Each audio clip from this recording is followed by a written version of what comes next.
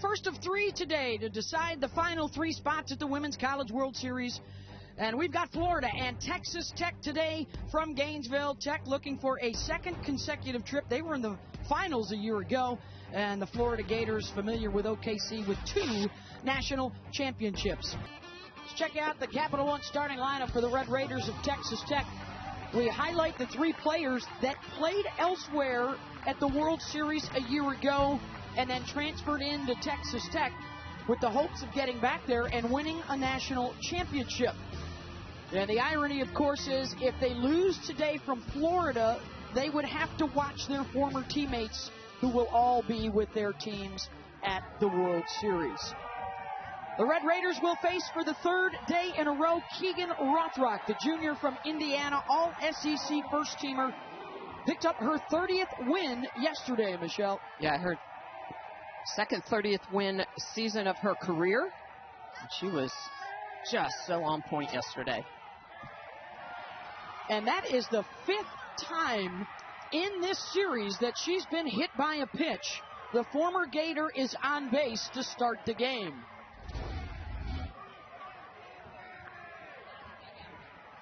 And did a Texas Tech player just come out of the dugout to yell something at Florida? Yeah, Jerry Glasgow signaling her to get back in there. Yeah, she came running out, ready to cut. I mean, this is the 5th time Mia Williams has been hit. Mia clearly upset. She's chirping. And Jerry Glasgow trying to get his players back in that dugout. Yeah, they came out ready to clear the benches. If in an umpire's judgment such a violation has occurred where a pitcher has intentionally thrown at a batter, that could be cause for an ejection. Upwards and including the pitcher, the catcher, and the coach. So a tense start to this one. And it will be critical for these players to keep their cool, because if you get into a fracas today, not only could you get ejected, you could get suspended for the next 2 games. I've never seen 5 times one player get hit in a series, ever. And so this is definitely something, intentional or not, it is very rare. And remember, Rothrock hit her game 1, the first pitch. Hits her first pitch here today. Got hit twice yesterday by Rothrock as well. Well, coming into the game, into the series, she'd only been hit 5 times all year. So it's, but you can tell that the game plan for Florida is to pitch her inside. Well, watch the dugout to the right. And there's going to be a couple of players that will appear that are yelling out onto the field. Coaches are scrambling to get them back inside.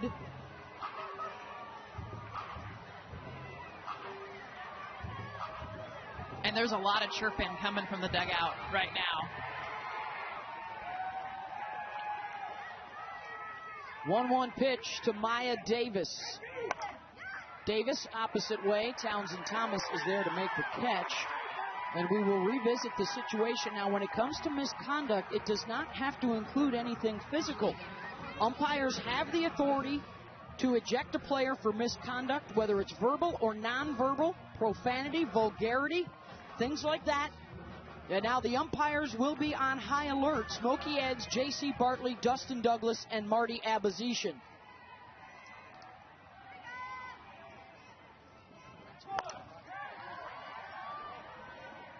So Tracy Liss with 1 out and 1 on in this winner-take-all game 3. And emotions are running high. And in all fairness to the pitchers moving forward, just like the last 2 days, temperatures in the 90s, high humidity, and the bugs, the love bugs, have been a part of the story throughout the last 48 hours.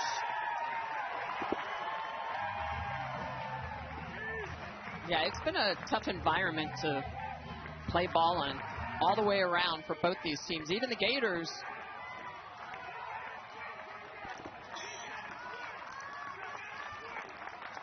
Oh-2 pitch here to Jackie Liss. She sends one the opposite way, and that'll get over the head of Ella Wesolowski. They will hold Williams at third and 2 in scoring position. And the Red Raiders are quickly fired up.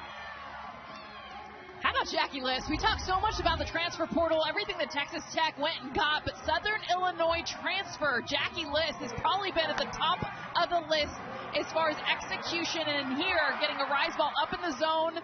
Beautiful job. She's got the flattest swing on this team to meet that rise ball and hit it up for a double. Yeah, and that's a mistake by Rothrock. That's an 0-2 pitch, too close to the zone. Big moment early on for Texas Tech. Held to just 5 hits yesterday and the 2 runs in game 2. They were 0 for 7 risk and just 2 for 17 with runners on base. And it was the first time in the postseason they did not score double-digit runs. They have been prolific. And here's Jazz Burns, 1 for 7 so far in the series with a sacrifice fly yesterday.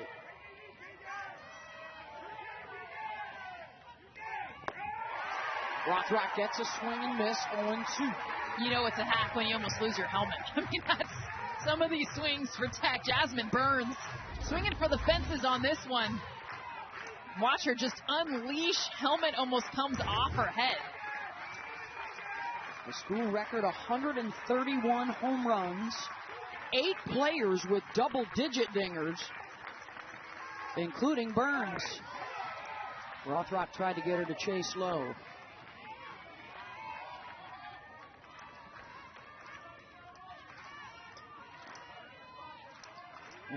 Hit batter. And that hit batter, the former Gator, has cranked this game 3 up immediately. Base hit, fair ball, and Williams shouting and stomping on home plate as she scores, and List will follow to make it 2-0 Texas Tech.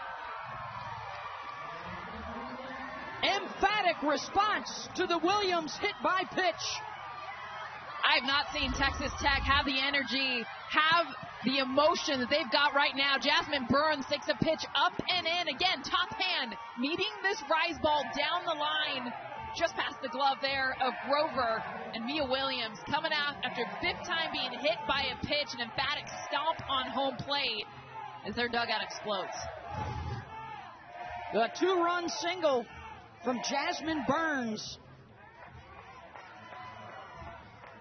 Yesterday, it was Florida jumping in front in the top of the first. Today, it's Texas Tech.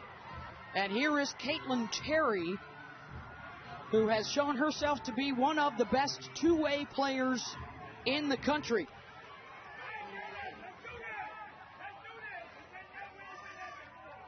Two for 8 so far here in Gainesville. Well, Rothrock's done a good job of working from ahead, but both those big hits coming in this inning on an 0-2 pitch and a 1-2 pitch.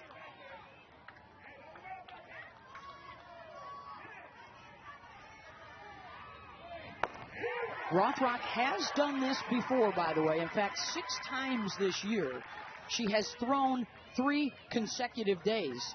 And on 3 separate occasions, she has started 3 days in a row. She is 8-1 in those 9 games. Terry, base hit through the 5-6 hole. And runners on the corners with still just the 1 out.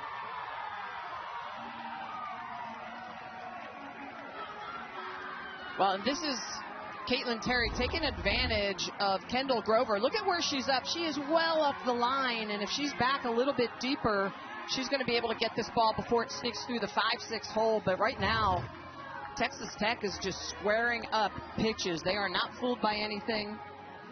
They are attacking early in these counts and taking advantage. Remember the importance, too, of Game 2. They did not end up getting that extra run, so they got to see 2 more innings of Keegan Rothrock yesterday, over 100 pitches.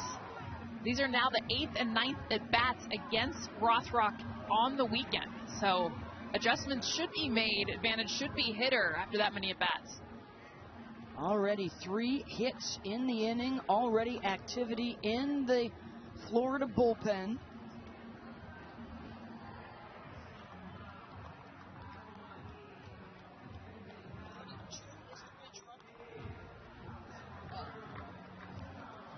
honestly feel like the first pitch of this game is what ignited this offense. And they came in with a game plan, but I have never heard them so loud. They've come together quite a few times to talk and rally. Pitch one, they were furious and yelling, and now they're showing it with their bats.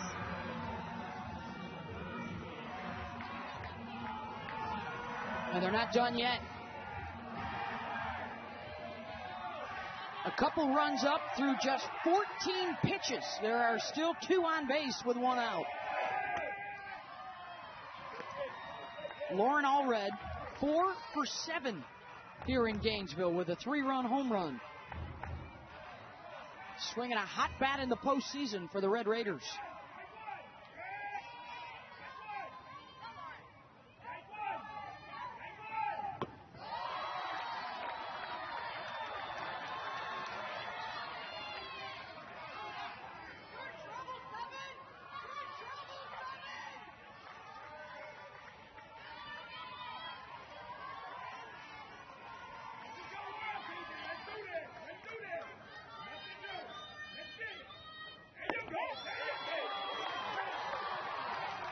Off the mark, 3-0.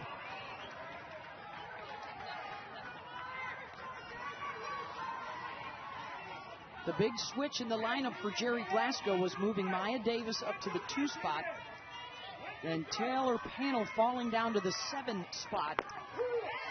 And Taylor could be coming up with the bases loaded.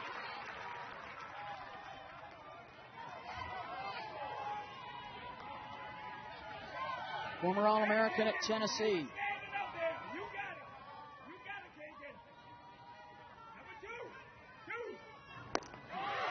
And that is indeed the case for the junior from Illinois, who has a hit in 15 of her last 16 games for Texas Tech. And early trouble for Florida. 3 hits, 2 free passes. Well, it almost seems like Texas Tech has picked Rothrock. You can hear them yelling from the dugout. Give the batters a heads up of what's coming.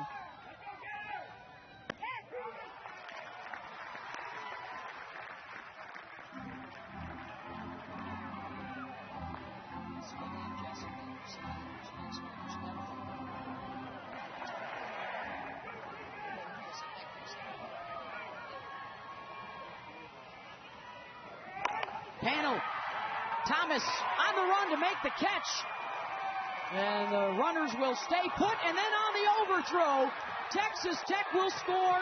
And it's an error on Gabby Comia on a throw that she did not have to make. Yeah, that's the key. At this point, with the bases loaded, you cannot be throwing the ball around. And Tim's shaking his head, knowing that this is typically a very strong defense. The defensive woes hurt them in game 1. Great job by Thomas to come in and make that catch, but Comia, no reason to make this throw, because let's face it, Burns is camped out at third. She's on the bag, so there is no reason to make that throw. This is what happens when emotions are high. I mean, you can feel it. This is intense. We're at the top of the first inning. There is so much yelling, so much emotion happening, and that's when you throw the ball away. Lonnie Quiroga is the 8th to the plate. Bottom of the Tech order has been a bright spot, led by Lonnie, who has a home run and has driven in 3. The bottom 3 in the order so far with 8 RBI in the 2 games.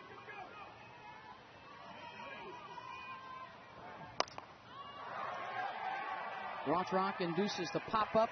Comia calling for it, and that will end the inning. But what a burst out of the gate for Texas Tech. Up 3-0. Well, Texas Tech, the response here in game 3 after the hit by pitch, Mia Williams, and you're talking 3 consecutive hits back to back to back to get 3 runs on the board here at the top of the first. Given the way this game has started, important context for viewers. Mia Williams used to play at Florida for the last several years and transferred to Texas Tech this season. As she's come up to bat, she has been hit 5 times in this Super Regional. And why is that important? because statistically, she had been hit by pitch only 4 times all season, so this is out of the statistical norm. While we can't know if any of this is intentional, I do think it's important to point out this was a very personal transfer. Mia's mother took to social media to publicly criticize the pitching of Florida and Tim Walton not recruiting better pitchers to support the team. So I'll let viewers make their own decision. Keegan Rothrock has hit Mia Williams 5 times in this Super Regional. Seems to have ignited this Tech team, and that is important context for our viewers. Thank you, Holly. We talked to the teams and to the coaches before the Super Regional, and the phrases that were used were, we're focusing on us. Nothing personal. No ill will. We're just going to go out and play our game. That's what they told us. And we'll also let the viewers take that for what they want. All we know is, whoo, as hot and humid as it is here in Gainesville, it's gotten a little bit hotter. And now it's Florida's turn. Can they respond with one of the best leadoff hitters in the country stepping in? It's Taylor Shoemaker. Well, I think anytime you're playing for that position in the World Series, it's going to be spicy. It's going to be competitive. There's a lot of athletes here fighting for the last game of their career. Yeah. There's always going to be pressure on a blue blood like Florida. The expectation is to get to the World Series. And there's certainly going to be pressure on the Red Raiders because this roster was put together to win a national championship, not to get knocked out in the Supers. And there's more money spent on this roster in the history of the sport. So this is unprecedented. It's unprecedented pressure. There's nothing to tap into, to relate to the history of this game. This is a unique Texas Tech roster and how they've been put together. And, of course, the major decision made by Jerry Glasgow was to not start Nigeri Kennedy in the circle. He goes with Caitlin Terry, who, oh, by the way, is 24-1 on the season with a 1.44 ERA. It's one of the best pitch combos in the country this year. But it is not Kennedy. And Shoemaker draws the walk.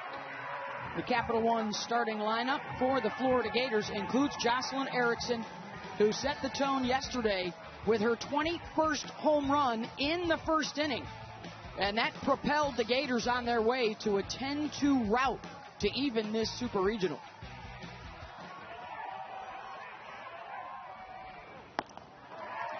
Well, you knew this was going to be an offensive game just based on the first 2 games of this series. 18 runs in game 1, 12 runs in game 2. Jess is loving it. As a pitcher, I'm, A pitcher who raked. Yes. How about the swing from yesterday? Well, and Erickson, this is the tone setter in game 2, and the Gators needed it. A pitch on the outer half, a screwball for Nigeri Kennedy, and she just goes yard. 21st home run of the year. That was a shot that Florida needed in the arm to get going. Erickson rips one right back up the middle, and the Gators have a couple aboard with their number 3 hitter, Ava Brown, coming up. She hit 2 home runs in game 1, one off of Terry and one off of Kennedy. And now the tying run quickly to the plate.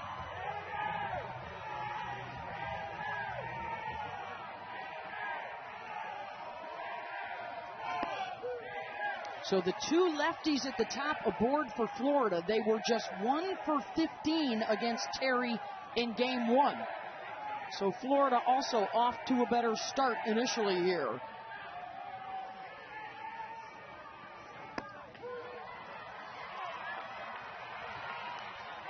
Five lefties in the lineup. Brown, one of the 4 right-handers. On working that arm side outer half to Ava Brown. Ava off the plate. Working away from her. That's why game 3s are so fun, is you're seeing the same pitcher now, 3rd time, well, in this case, 6th time, 7th time through, and it's going to be advantage hitters. I mean, Caitlin Terry, one of the aces in the country, Nigeri Kennedy behind her, you can Keegan Rothrock, but at this point, familiarity advantage hitter. Here's the 0-2 pitch. In game 1, Terry put in 5 innings of work, gave up 6 hits. Just a couple of earned runs, but 3 home run balls. for the transfer from UCLA, who was at the World Series a year ago with the Bruins. Misses that one away, 2-2. Right, that's a good take by Brown because a couple of pitches earlier in the at-bat were on the outer half called strikes, closer to the zone.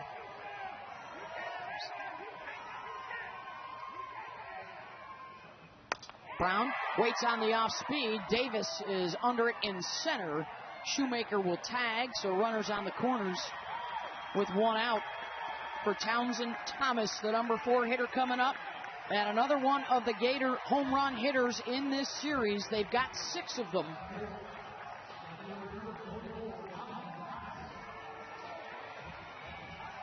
Trying to answer back after the Red Raiders put up a 3 spot in the top of the first.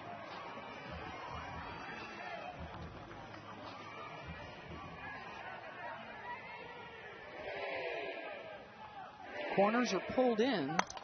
Thomas rattles that one, and it's right at Allred. Throws into first to try and double off Erickson. Not in time. Well placed by Allred out in right field. Yeah, perfect positioning by Allred. Thomas gets all into this, but the mistake at third base is going to be Shoemaker not hanging back to tag on that. Would have been tight at home, but I think they probably would have scored Shoemaker with her speed. So 2 on with 2 out for Kendall Grover. 3 for 8 with an RBI here in Gainesville. Senior transferred in from Eastern Illinois and a former 2-time OVC Player of the Year.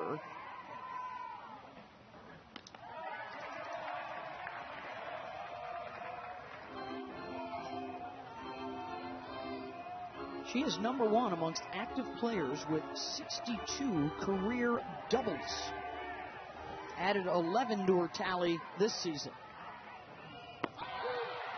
Strike on the corner from Terry. 1-2. Off speed's going to be the pitch for today. And clearly both teams prepared for the rise ball. A lot of them trying to hit the top half of the ball, doing a good job. Even the outs have been hard. But that changeup's going to be key. Base hit, and Shoemaker will score, and it gets all the way to the wall. They're waving Erickson around from first, no throw, and a 2-run double for Grover.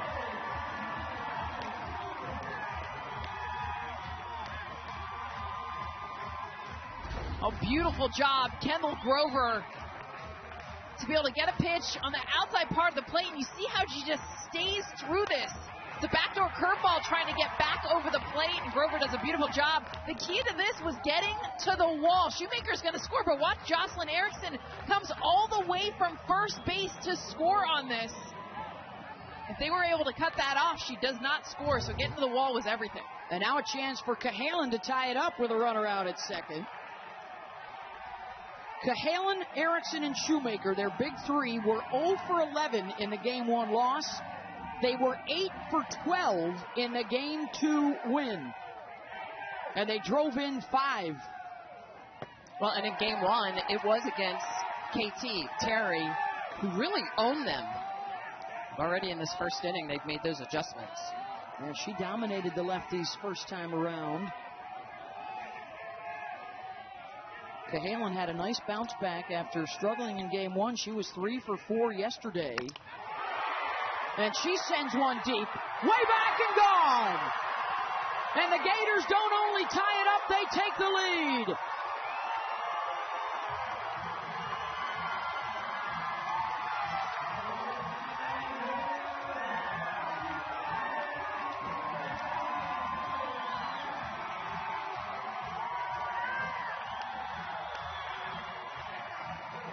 How about the response of these Gators? I mean, we're only in the first inning, ladies. Buckle up. We've now seen 4 runs here for the Gators and this 2-run shot. Cahalan getting a pitch left right over the middle of the plate. Driving it out to center field. The senior with a monster shot to take the lead now here in the bottom of the first. In a leverage 2-0 count, no hesitation, going after it. Her 17th home run of the year. Wow. She and Erickson both went through cold spells in the last month of the season when it came to long balls, and now both have homered in the last 2 days. Coming up clutch, and it's a 4-3 lead, and Nigeri Kennedy is loosening up in the bullpen. This is the most runs that Terry has allowed in the first inning of a game all year. 16th home run of the year that Terry has given up.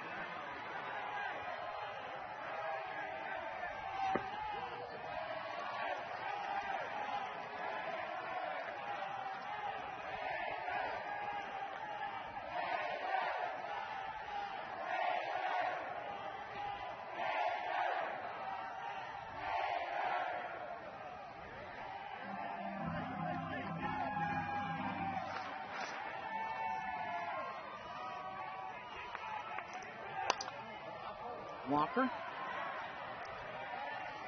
Wouldn't she love to do something special on her 21st birthday today? She has homered in the last 2 games. And on a day that started with a hit batter and some verbal chatter, it is the bats doing the talking now for both sides. And that hitter must have just missed up and in.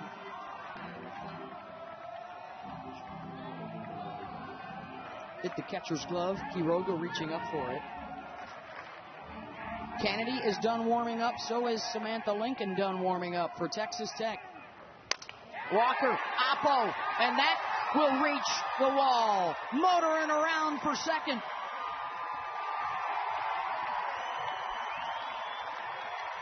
Fourth hit of the inning for the Gators. This is the second hit that we've seen on a pitch at the eyeballs. Erickson had one earlier in this inning. Look at where this pitch is. Get up. Look at her posture. Look at her literally raise her body. This is what they have prepared for, is get on top of that rise ball. Madison Walker does just that. Into the gap for a double.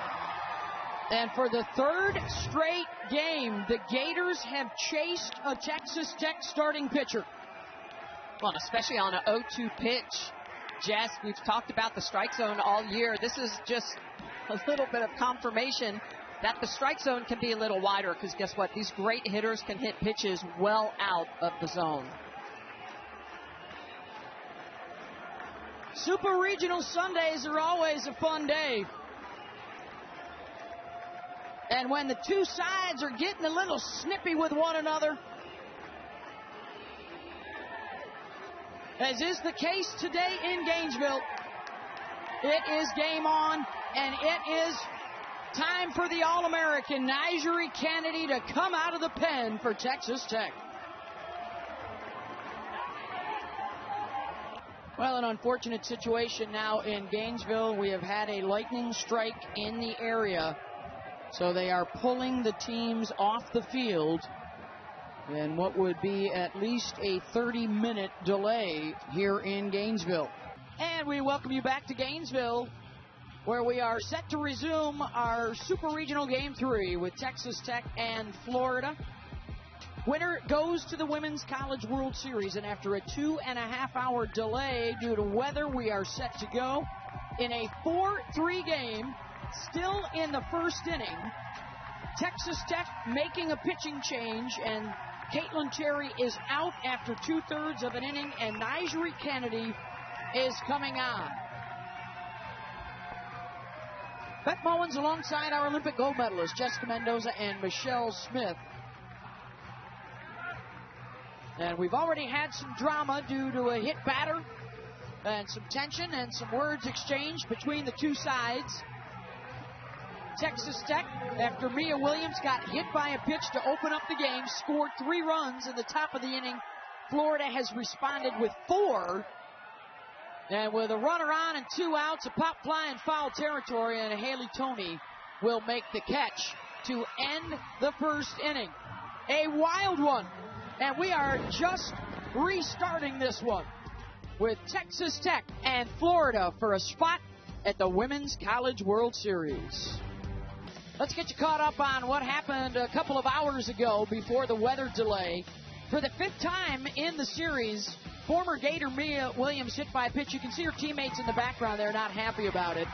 And then they went to work with their bats, and they jumped in front 3-0. The emphatic slam on home plate as Williams came around to score. But then the Gators responded, and they take a 4-3 lead with a couple of outs. 3 straight extra base hits, including a Kenley Cahalan bash that left the building. And so a wild start to this one. Drama already as we get set to punch the final 3 tickets to the Women's College World Series on this side of the bracket. Tennessee's already in. They are just underway. Mississippi State with a 2-0 lead early over Oklahoma. And then the other side of the bracket, Bama, UCLA, Arkansas, Nebraska. We already have 2 of the games set for Thursday.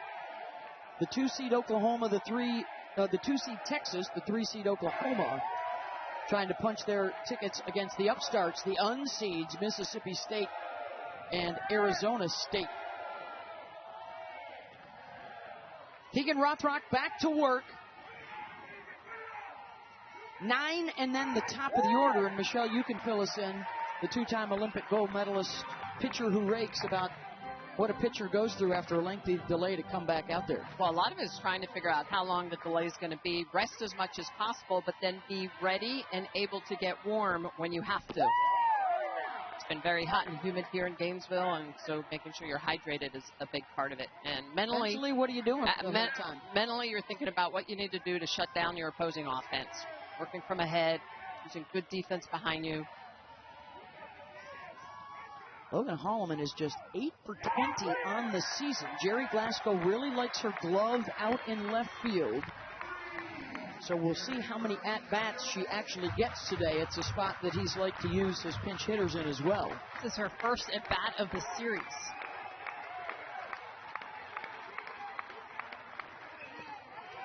Game 1 a couple of days ago went to the Red Raiders 10-8. Mia Williams, who was in the on-deck circle, hit a 2-run home run in the 7th inning to win it against her former teammates. And then the Gators responded yesterday and put a hurt on Texas Tech 10-2 to even the series. And both teams coming out mashing to start out Game 3, knowing their seasons are on the line.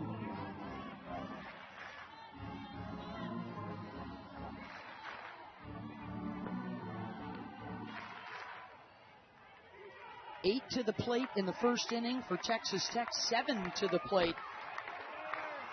Actually, 8 to the plate for Florida as well. And a leadoff walk. And this is what the story has been with Mia Williams, who set new school records with home runs, runs batted in, and runs scored. 4 times hit by a pitch throughout the season, and 5 times in the last 72 hours.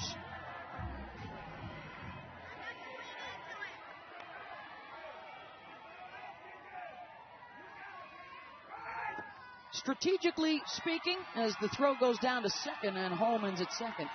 Strategically speaking, obviously you don't want a hitter to put her on base 5 times, but it is a statistic anomaly against a former teammate that obviously we would have to bring up. Well, yeah, they're trying to get underneath her hands, take her power away from her. I mean, gone off the arm guard, gone off the knee. It's not like she's worn it in the middle of her back. And these games are too big to be putting runners on purpose. Yeah. But certainly it did fire up the Red Raiders dugout. Her teammates did not like to see that again. Chance here for Mia to do some damage with the bat. Deep fly ball, the bat flip. An emphatic response from Williams and a 2-run shot. And Texas Tech is back in front. And for the second time, she leaves the yard that she once patrolled as a Florida Gator.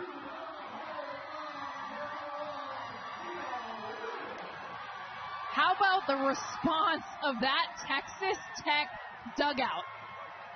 We've seen them loud, intense, emotional from the first pitch of this game, but Mia Williams, this is why they like to come inside because you leave it middle to away. Mia Williams will make you pay, and this is what she does. A 2-run shot, second of the series. Straightaway center, that's 2 more runs for the Red Raiders. And now a conversation for the umpires.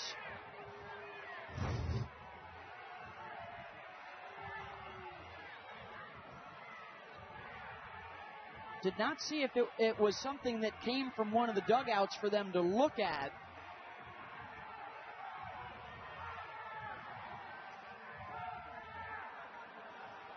And it may have been something that was yelled from the Texas Tech dugout.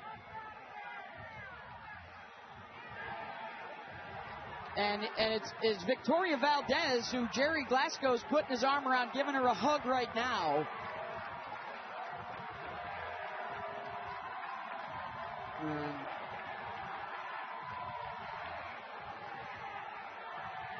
Let's see what they say here.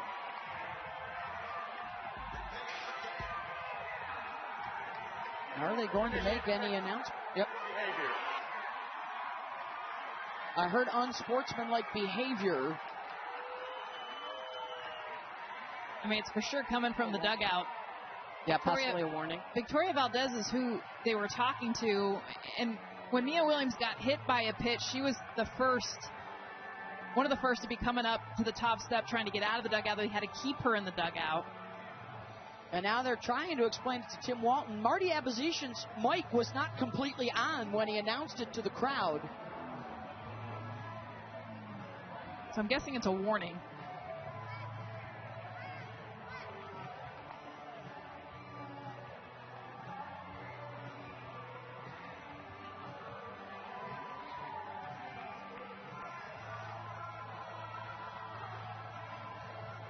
I think the biggest thing, too, is might not be something that they were showing physically, but the words that they were saying. They were so loud. Well, and she was just explaining to her teammates the whole grabbing of the front of the jersey to show the name Texas Tech to the Florida fans. And she is still in the dugout, so I guess it would be a warning to Valdez. And Mia Williams, a 2-run home run to make it 5-4 Red Raiders. As Mia Davis steps in, the number 2 hitter here flew out to left her first time up. In this NCAA tournament run, 8 hits and 7 runs scored in their 5 games.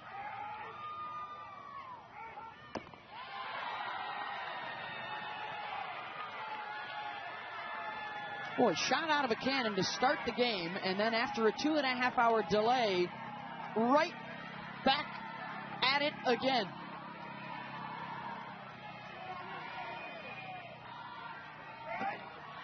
And Davis draws the walk, so a couple of walks and a home run on the restart for Rothrock. Okay, so we're going back to after the home run. And they're talking about Valdez, number 13. And number 4, where it's pointing right at. Yeah, and what's coming out of their mouth, I think, more than anything. And visually, this is fun. She's getting the crowd going. But I think before this, whatever was said along with the entire team is where they're getting the warning. Jackie List steps in. Here's what the rule book says. No coach, player, or team shall at any time, whether from the bench, the coach's box, the field, or elsewhere, incite or attempt to incite by word or sign a demonstration by spectators. The offender shall be ejected with or without a warning if the umpires see fit. So apparently that was just a warning for Valdez.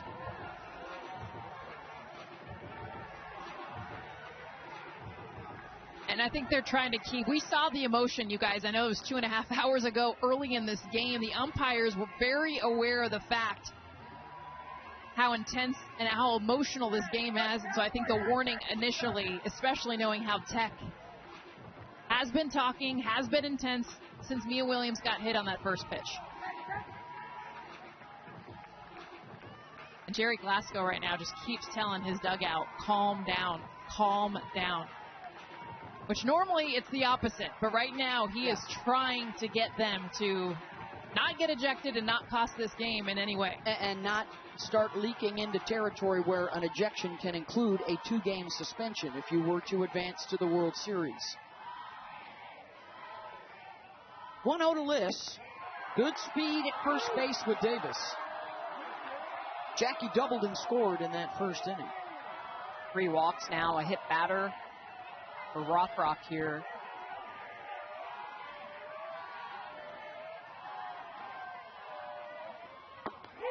She's got more free passes allowed than outs registered.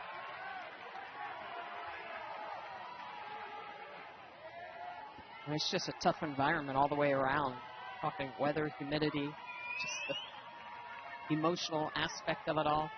2-hour delay in the middle of it. Liss hammers one. Back it goes, and that one will get out. Another 2-run shot for Texas Tech, and they are hammering away on the restart.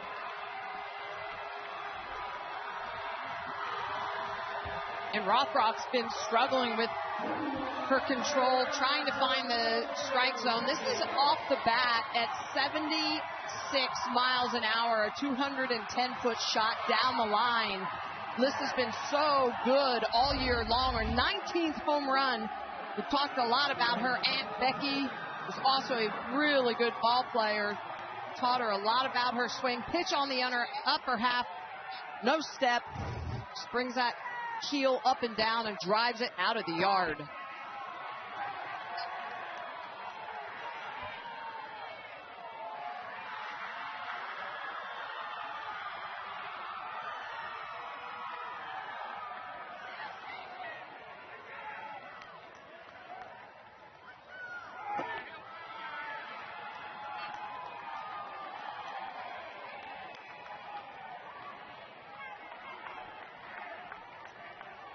What a restart.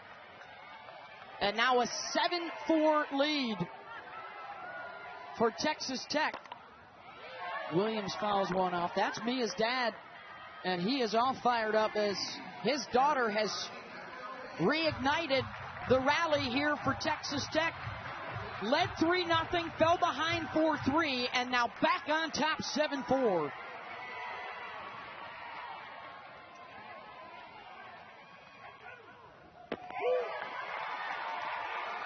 You talked about the home run issues for Keegan Rothrock, Michelle, this year. She had controlled that through her first 2 appearances in this Super Regional, and not today.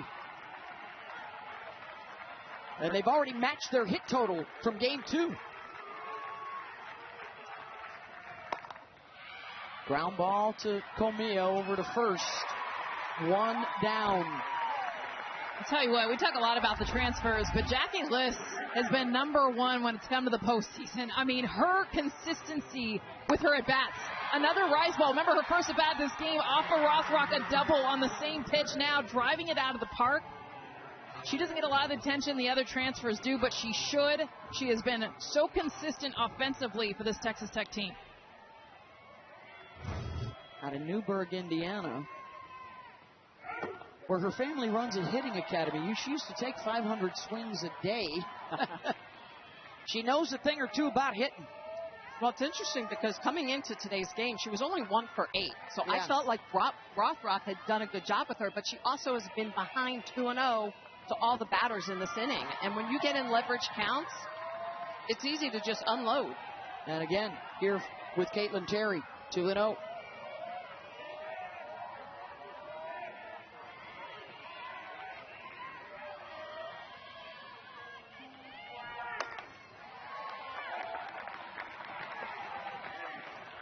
Terry fouls one off.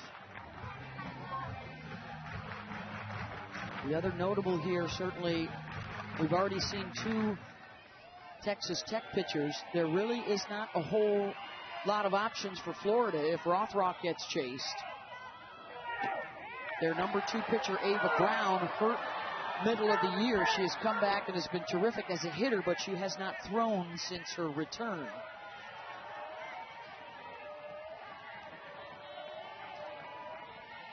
And the Red Raiders have Rothrock in big trouble early. That's in for a strike.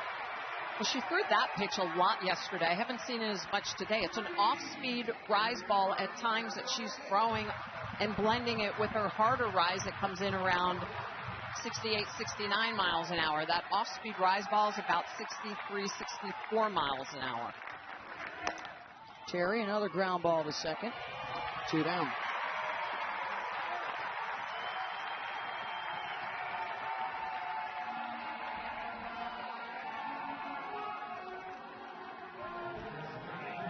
You know, I just think for Rothrock, she can't throw back-to-back similar velocities. She's got to be using off-speed, change-up, hard rises, hard curves.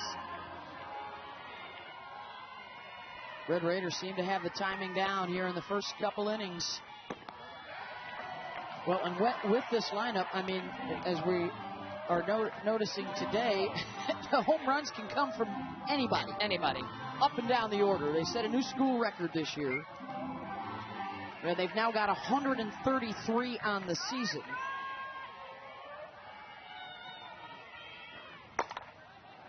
All red. Fly ball out to Thomas. And that will end the inning, but another productive one for Texas Tech with a pair of 2-run taters. They're up 7-4. Well, All-American pitcher of the year nationally, Nigeri Kennedy has usually been so nailed, making it to 3 Women's College World Series in her career. But she has had a rough outing in this postseason. Look at what she's been able to do. Coming into this game, she was a 1.24 ERA. In postseason this year, 7.80 ERA, and it's been the home runs that have been hard against Florida. She is now entering this game, and I talked to Coach Jerry Glasgow before the game why she didn't get the start, and he said, honestly, Caitlin Terry's been pitching better. Nigeri has been hitting speeds of 73 miles an hour. She is healthy, I am told. She has just got to be a more confident pitcher right now in this moment. And he said also, Florida's had a week to prepare for Nigeri. They have been very good at the plate, had a great plan for her. I talked to Nigeri and I said, have you thought at all about this could be your last softball game today? She said, no, I just want to come out today and play great softball. She's trying to stay focused and in the present where her feet are and not think too big, just one great pitch at a time. A brilliant career, 2 years at Stanford, now 2 years at Texas Tech. All 3 seasons, she's gone to the World Series. And she and her teammates need to win today to go back again. And they lead Florida 7-4. She came on in the first to record 1 out, so her first inning to start out there, she faces 9-1-2. Well, we've seen the bat show up in this Super Regionals. It is all about working from ahead. Rothrock not able to do that last inning. That's going to be the key for Nyjah, for anybody in the circle. And now the umpires get together. Is this a balls and strikes count? Yeah, I think Tim Walton is asking that possibly was not a foul tip. I think it was called a foul tip.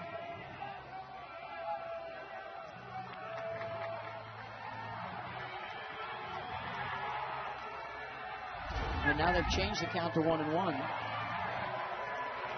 Yeah, no. It's also a strike. Burns just missed it. Yeah. So instead of 0-2, it's 1-1 to Comia. 3 for 6 in the series. She was on base 3 times yesterday in Game 2.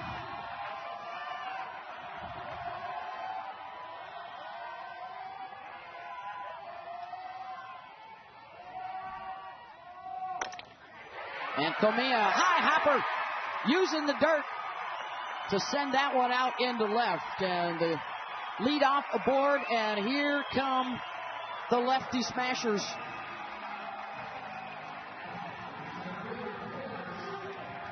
She's done a terrific job getting on base this series.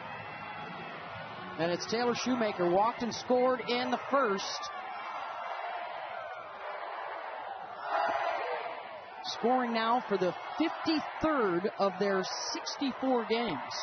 She's reached in every game but 4 this season.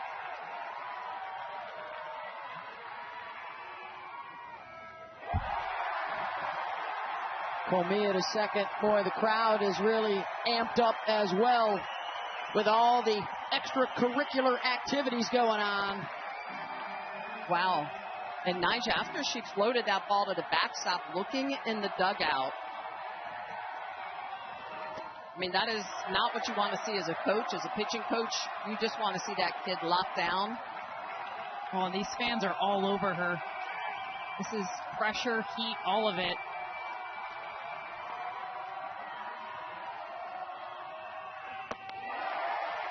Shoemaker all year long with a good eye, watching a lot of pitches. OB is over 500 with 45 walks on the year. Catches the corner, full count. Everything's been away to Shoemaker. And what they've been hunting is the rise ball. We've seen it with Caitlin Terry. On both sides, this is a rise ball series.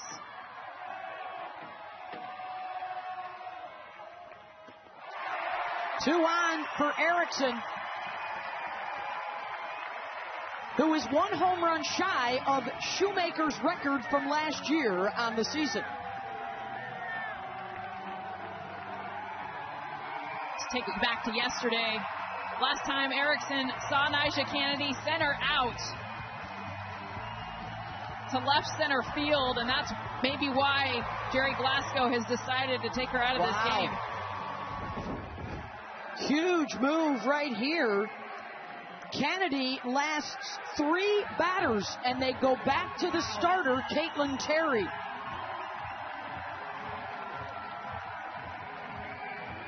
I mean, the crazy factor on this game just keeps going up. Keeps going up. And remember, Nyjah moves to that DP so she can stay in this game. Normally, just straight pitchers, she would be out of the game. She would be burned because Caitlin Terry started this game, but now Nyjah moves at the DP spot, which means she would hit and she can return as a pitcher. Right, so this is a lot of back and forth. This is a lot of matchup-oriented with Erickson being left-handed. Erickson did have that base hit off of KT in that first inning. Terry, as the starter today, only lasted 2/3 of an inning, and the Gators put 4 runs on the board. And just a refresher, this was one of the best pitching staffs in the country during the season. Terry and Kennedy, both top 10 nationally in ERA, so stingy in the circle, and it is wild what these two offenses are doing in this 3-game set. And we're only in the second inning. You told the folks to buckle up earlier, Jess. I'm telling them to put the shoulder strap on now because this roller coaster is rocking. Tying run at the plate. Erickson fouls off the first pitch. Singleton scored back in the first.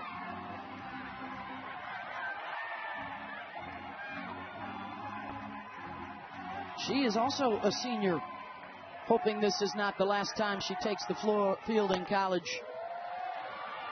Terry delivers there for a strike and gets ahead 0-2. Nice curveball on the outer half. Terry will throw that curveball on both sides of the plate.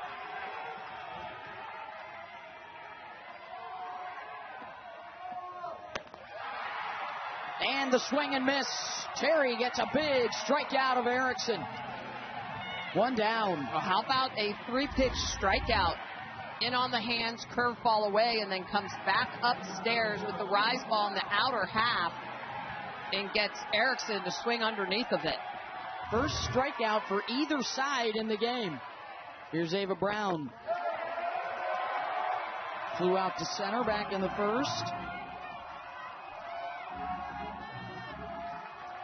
She had 2 big home runs when they rallied from 6 down to tie game 1 late before Texas Tech won it in the 7th.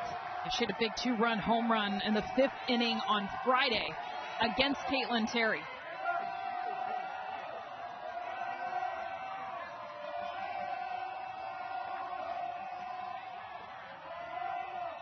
Hitters count here.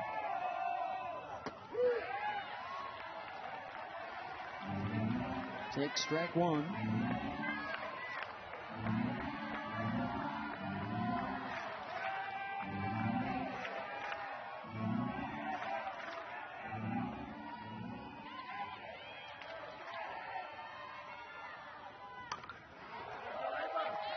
2-2.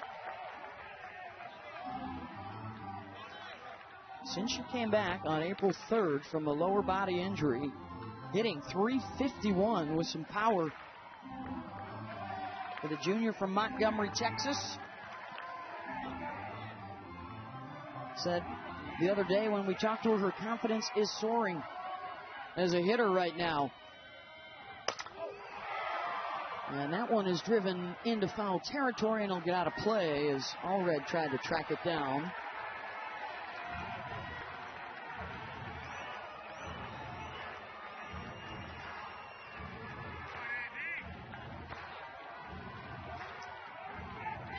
As charged an environment as I think we've ever seen in college softball. This is crazy.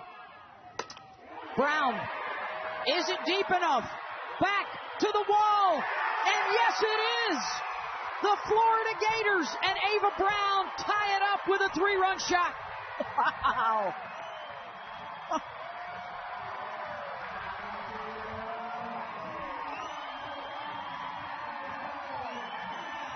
This is insane. The back and forth of the long ball, the power, the intensity, the emotions, and Nyjah Kennedy is coming back into this game.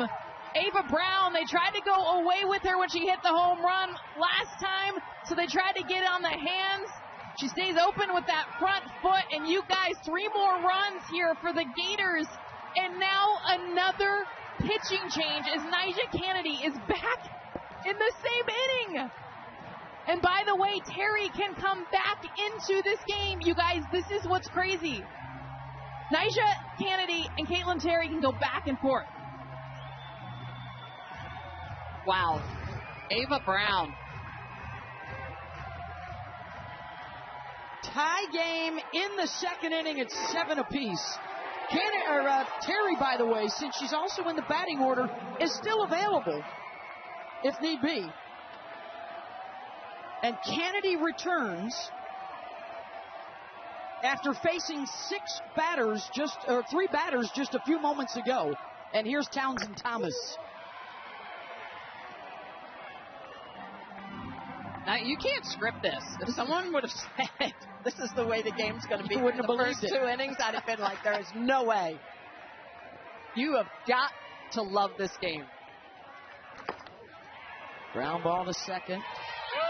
Ava Brown, by the way, a new Florida record in a Super Regional. She's got 8 RBI, passing Brittany Schuete's 7. 2 down for Kendall Grover. This is insane. I mean, 2-run double back in the first. I think what's insane is that we have some of the best pitchers that we've ever seen in the game in this game. I mean, there's no secrets. This is game 3. The winner goes to the World Series. They've pitched their hearts out, but it is advantage hitter. And so when you're in the circle in a situation like this, you're just thinking corners and hoping that you're rolling ground balls or that you're inducing pop-ups that stay in the park.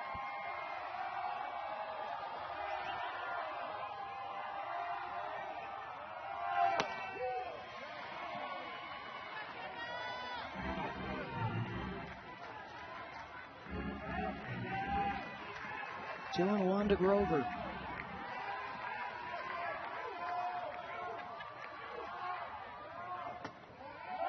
Three and 1. I think that's what's going to be so hard, too, is these pitchers are not going to want to throw anything over the plate, what's happening right now. Well, and then more so, Jess, to your point, you get in leverage counts as a hitter, a 3-1 count, and then you do have to have the ability to throw over the plate. It's just at this point, just hope to miss barrels. Mixes in velocity. 2 home runs for Texas Tech, 2 home runs for Florida. Swing and a miss, gets Grover. Side retired. 7-7 through 2 innings for a spot in the Women's College World Series.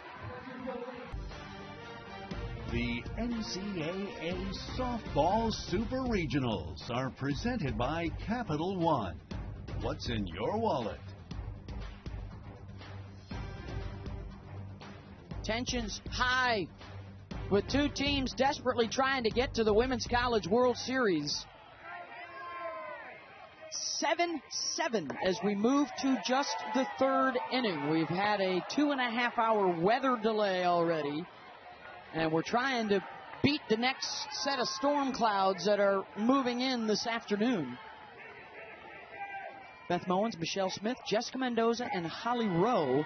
Holly was telling us between innings, we'll share with you at home, the warning was centered around Victoria Valdez, but it was issued to the entire Texas Tech dugout from earlier in the game. And so if there is another incident, it could be an ejection. So a warning has been given to the entire Tech dugout. Which is smart on the umpires. If they do it for just one player, then the next player can... Well, they got to try to keep things under control. As heated as this has been both ways. There's Taylor Panel. Keegan Rothrock has been pitching throughout, making her third consecutive start in 3 days here, which she's done on a couple of other occasions. She's thrown a ton of innings. She led the SEC in wins and innings pitched. Panel gets a hold of one. That sends Townsend back. Is this one going? Yes, it is! Another home run for Texas Tech, and they are back on top. And this is just about pitches right here. This is a 3-1 count, a 58-mile-an-hour changeup. That Panel just gets all into.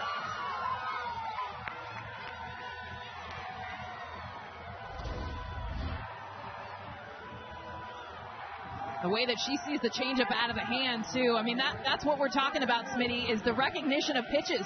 This is now Texas Tech's 9th time seeing Keegan Rothrock. 9th time in 3 days. And there, Taylor Panel, a changeup that got her to strike out yesterday, now gets a home run today.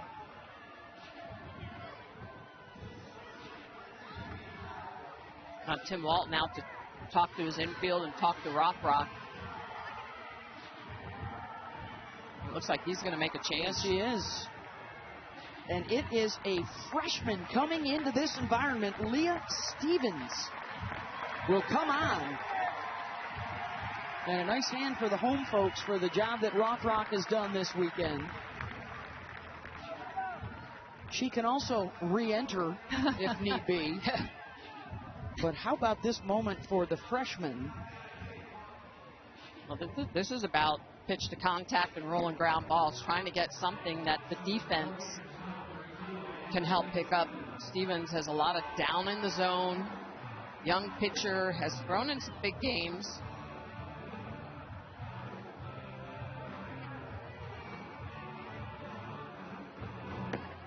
So Stevens out of Palm Coast, Florida, the 5'7" righty will come on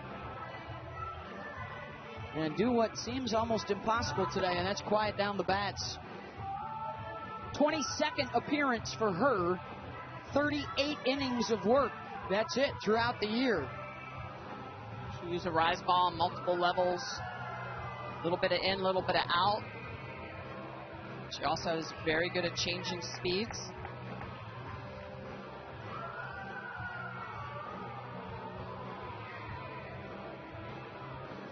So Nigeri Kennedy, who, when she came in to pitch, took over a spot in the batting order. So even though she was pulled from the game and then returned, she is going to hit here for the first time. And the story, of course, with all the transfers coming in this season to try and help Nigeri and Texas Tech get back to the World Series and win a national championship on a day where the pitchers have struggled a bit. The transfers that they brought in, my goodness. 3 of the 4 big boppers have hit home runs today.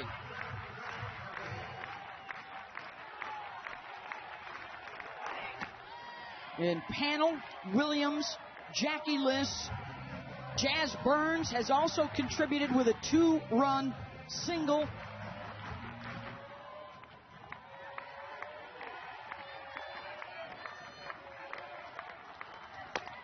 Kennedy just fouled down the line and left.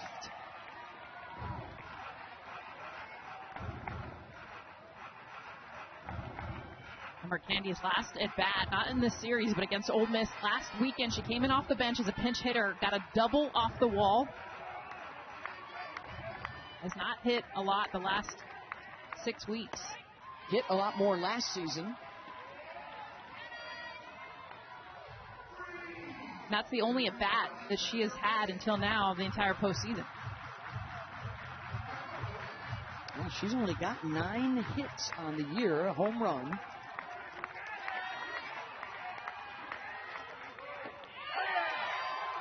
Stevens just missed it away, 2-2.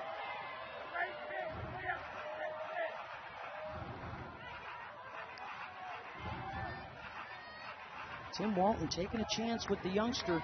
He's been so good in these situations, and Stevens gets a strikeout of Nyjah, 1 down. First strikeout for a Florida pitcher today. Well, Stevens has that ability to mix speeds. She's got that multi-level rise ball, but this is about getting ahead. And look at the drop, the downward movement on this changeup. Going to get Kennedy to swing right over the top of it. Here's Logan Holloman in the 9 spot. Tim Walton with the 2 national championships. This is their 17th Super Regional. And for the Florida Gators, Tim is 6-0 in Game 3s at home in the Supers. Has not lost a game of this magnitude. 11-3 total in his Super Regional career. That is the best of any coach in the country since the new format took place in 2005. He knows the moves to make. But again, when we talk about Texas Tech and the lineup that Jerry Glasgow has put together, it's not much like anything we've seen before in the game. Hallman, light slap, and that'll bounce all the way out into left. And a base runner for Mia Williams.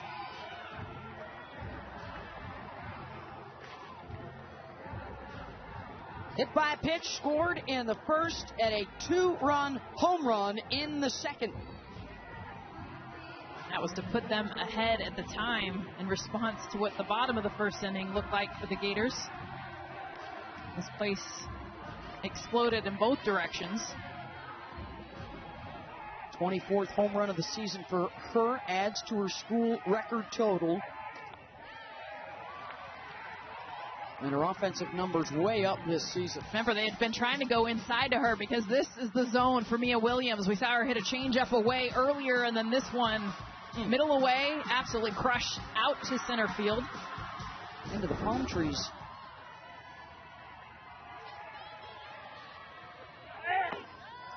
She's backed off the plate a little bit, and understanding that the game plan has clearly been come inside to Mia Williams. She's got hit 5 times. Now I think maybe hunting something a little more middle in as she's backed off the plate.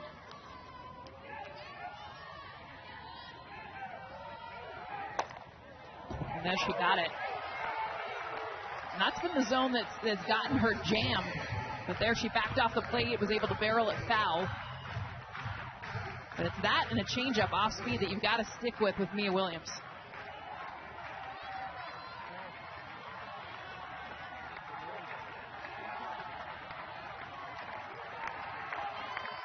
1-2 to Mia. Non-competitive.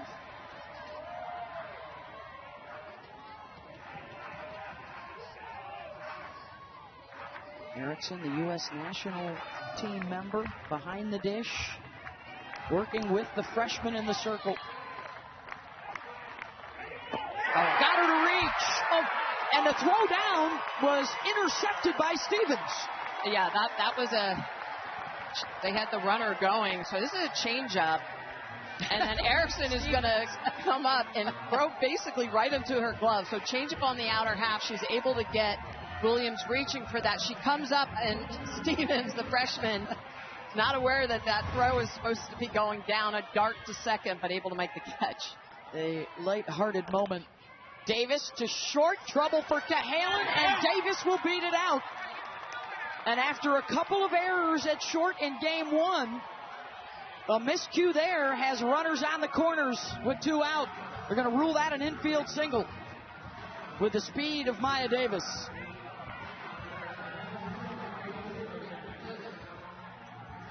And another home run hitter coming up. It's Jackie Liss.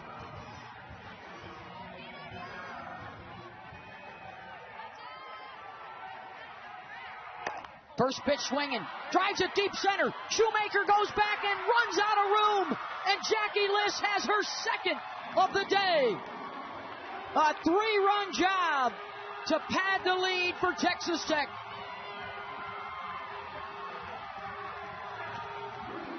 And Leah Stevens having to go to the off-speed, the changeup again. And I'll tell you what, you want to sign up for a home run derby, come watch this game, because this is all we've seen from the offense. It's who's going to hit the long ball next.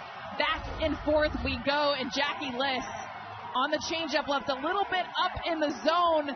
That no stride, beautiful job, dead center field, second home run, third extra base hit for Liss in this game. 11-7 Red Raiders. And the 4th home run of the day for Texas Tech. And next up is Jazz Burns. 2-run single back in the first inning.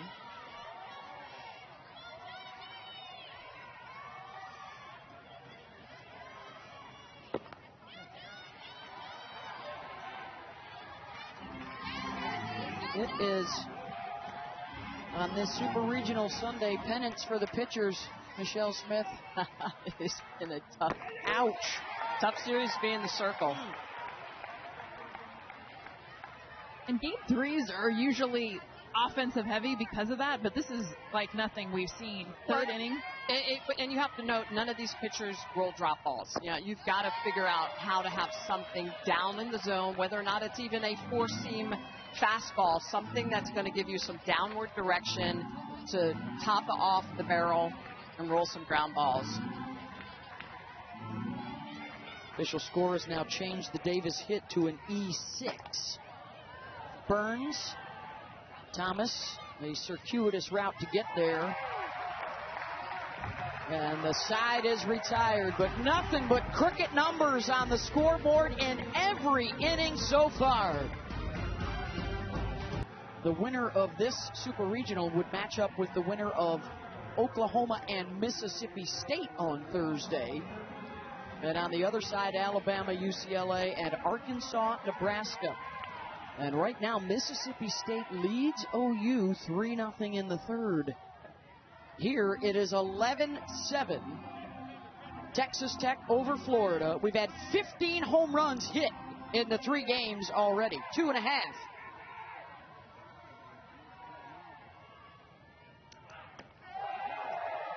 I don't think I've ever seen a game in the third inning where there's more runs than outs. 15 outs have been made. There are 19 runs. It's just unheard of. Look at your scorebook. This is the 5th of their 6 games for Texas Tech in this NCAA tournament with at least 10 runs.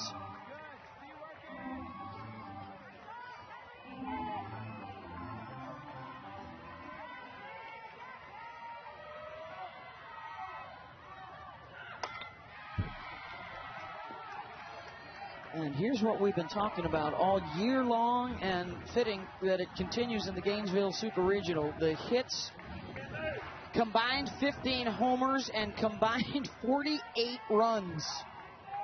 And we're not done yet. Just an offensive onslaught. I still think what's really unique for Texas Tech is the fact that we can see Nyjah Kennedy and Caitlin Terry do unlimited switches. And a strikeout of Kenley Cahalan, 1 down. A little bit of emotion coming out of Kennedy, picking up this strikeout. Rise ball in the outer half. You see the way she gets underneath that pitch. A little bit of a point to her catcher, Jasmine Burns. Kennedy has been in the circle twice. Caitlin Terry has been in the circle twice. That strikeout of Cahalan, the first leadoff batter retired in the game. And here's the birthday girl, Madison Walker, turning 21 today. And a fly out to left. Holloman's got it, 2 down. I'll tell you what I am seeing, though, it's a benefit for pitchers. One of the few things is these swings are getting bigger for these hitters. Everyone's hitting home runs, and if you're seeing these hitters start to really gear up, Nyjah doing a good job coming right at the hands with that rise ball. Bigger swings aren't going to make bigger hits against Nyjah Kennedy.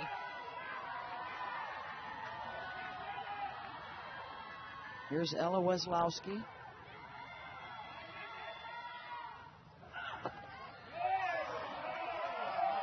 Nyjah thought that was a strike. Trackman agreed.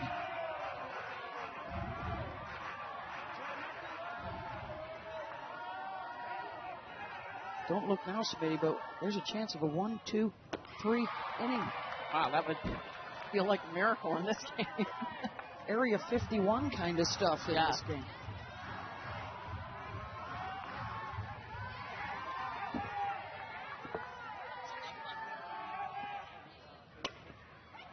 Off the end for bat, Kennedy, quick to get there, and my goodness, 1, 2, 3 for Texas Tech. 3 in the books, it's 11-7. Welcome back to the NCAA Softball Super Regionals presented by Capital One. I'm here with the Gators head coach, Tim Walton. And Coach, a lot of fireworks so far in this ball game. Tell me what's going right for your bats right now and how you get back in this one. I think we've done a good job, obviously being down in the first inning, coming back and getting on top, and then being down in the second inning, coming back in, it's even. So I think the bats have been good. We've been really fighting hard. Obviously, we're just not pitching very well today and been playing great defense behind them. But I give them credit. They obviously can swing the bat pretty well. Keegan Rothrock gave you what she could. Now you've gone to someone else. What's the plan the rest of the way? Yeah, it's a little scotch tape, a little trainer's tape, but whatever we got to do. I told you guys before the series, tape the game together, figure out a way, and if Keegan's got to come in to get the game over at the end, that's the plan. Everybody, all hands on deck. Thank you, Coach. Thanks, go Gators. All right, thank you, Holly, and Coach Tim Walton. One of the things that Texas Tech did coming into this weekend, they actually traveled with their boxes to get up and elevated to hit the rise ball. That was what they came in understanding. They were going to see Keegan Rothrock's primarily rise ball, and even Leah Stevens in the game now, primarily rise ball. So that was something they definitely prepared to face. Caitlin Terry, actually, one of the biggest reasons her offensive numbers have jumped so much is she can hit the rise ball better than she ever has. 5, 6, and 7 here in the order. Winner goes on to the Women's College World Series to face either Oklahoma or Mississippi State on opening day. See that unique stance from Caitlin Terry, her hands extra high. That's to help her stay on top of the pitch that she's hunting. Everything outside to her so far, but she'll square up towards the pitcher, get both eyes on the pitcher. This is dramatically different than what you saw from her at UCLA last year. Primarily short game. 3-0.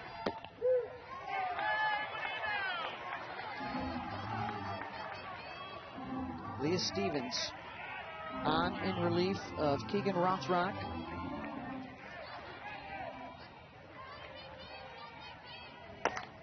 Terry sends one the opposite way. Townsend Thomas has it, 1 down. Well, that's the first time the Gators have gotten the first out of the inning.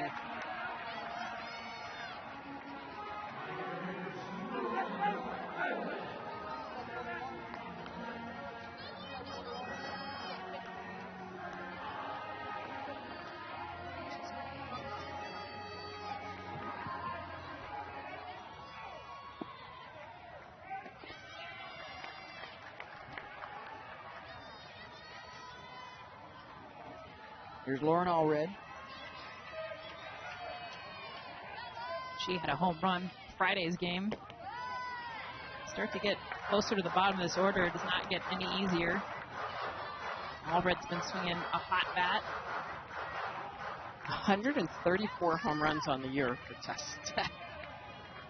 Allred's had a hand in that. She was 4 for 8 with a grand slam in the regional last weekend. 4 more hits here in the Supers. And Stevens struggling with the strike zone right now, 3-0.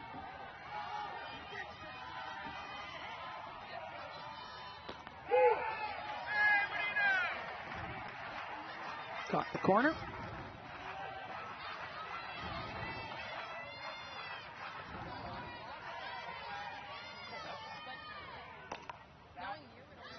Backhanded, Comia fires to first. Allred will be safe. Wesolowski will back up the throw. She is the new catcher. Erickson has moved to first base. And Comia may have injured herself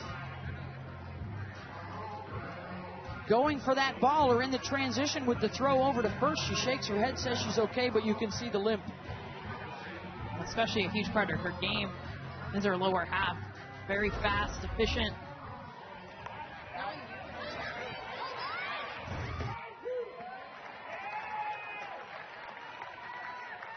All SEC defensive team member, so she stays in the game. And here's Taylor Panel, a home run that chased Rothrock her last time up.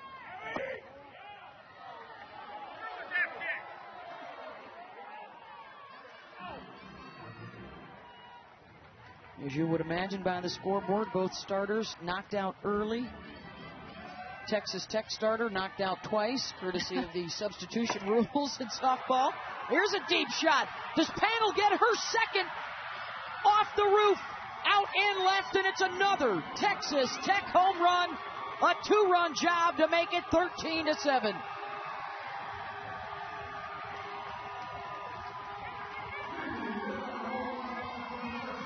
Another pitch up, and this is exactly where the Red Raiders have been prepared for. And even when they're trying to get in on the hands for Taylor Panel, look at the location of this. It's not a bad location. It's up and in, but Panel opens up that front side. They were looking for that pitch off the batting cage in left field. Panel with her 11th and 12th home run of the year. 135 now. And she has chased two pitchers today with her long balls.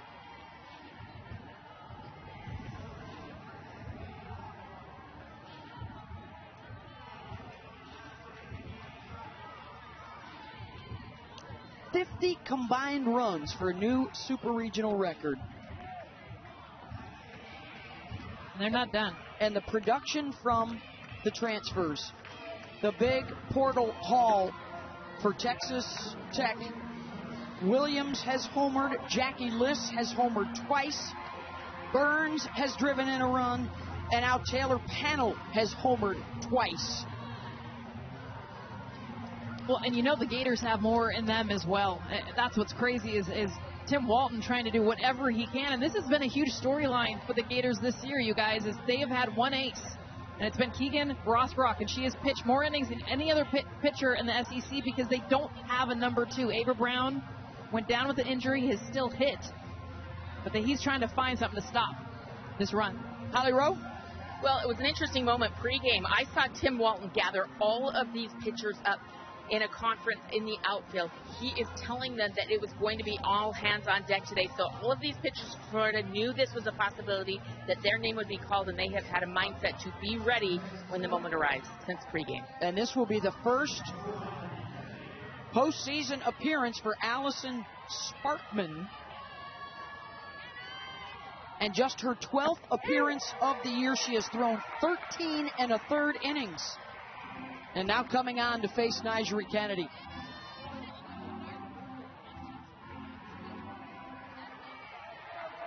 Red Raiders explosive with the bats today. They've scored multiple runs in every inning.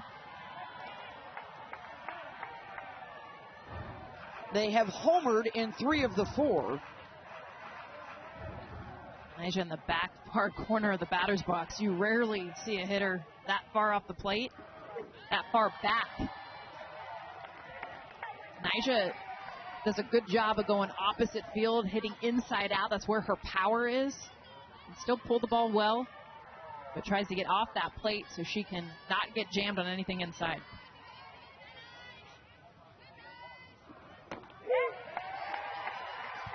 Strike across the inside corner. Oh, they read that she's stepping into the pitch, so they work her on the inner half a little bit.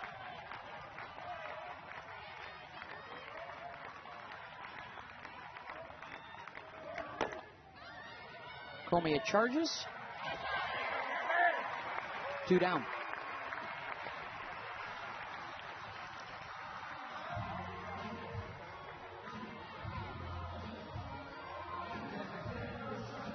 Here's Logan Holloman. Holloman, not a lot of chances this year because she's been more of a defensive specialist, but she's been good in this 9-hole, rolling over the lineup with her at-bats. Just 8 hits on the season coming in, but she's been on base twice with a walk and a single and has scored both times. With Mia Williams on deck. Coming up for the 4th time today.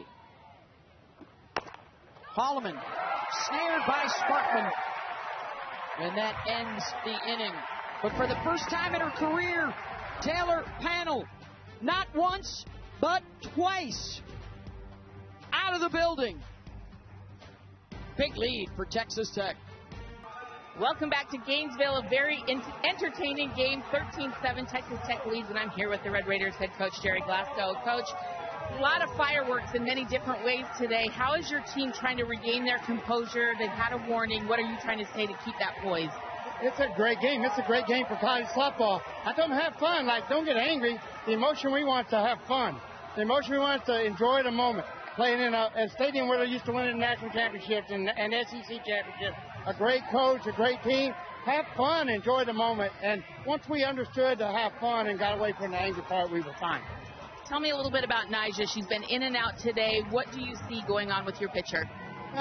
Confidence. Everything, the game of softball is all about being in the right state of mind. And now it's like telling her how easy. It's easy. The game's easy when it's easy. It's hard when it's hard. And right now, the game's easy for her. In the first couple innings, it was hard for her and KT. But we're learning. Like, this is a game we needed. This is a challenge that we need to be where we want to be next week in the World Series. And they're testing us and making us a better ball club. Thank you, Coach. Thank you. All right, there you see Jerry Glasgow in his 2nd season, and what a turnaround it's been with the arrival of Kennedy last year, and then 3 All-Americans in their portal haul this year. 7 starters in the game arriving with Glasgow over the last 2 seasons.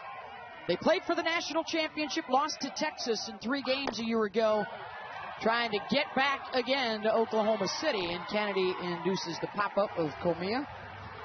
1 down. Here comes the top of the order. Well, Kennedy's been good since re-entering. Retired 6 in a row. Shoemaker has walked and scored twice, setting a new runs record for a single season at Florida, now with 92.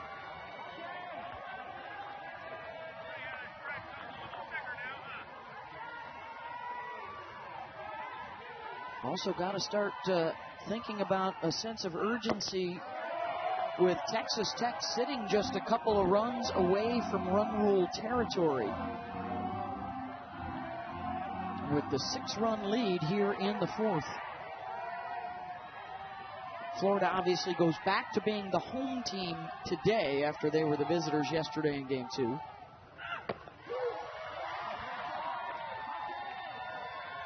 I think it's going to be big for Nyjah's confidence if they do indeed advance, to get a little something positive in her mind in the circle after she's been getting banged up a little bit this postseason.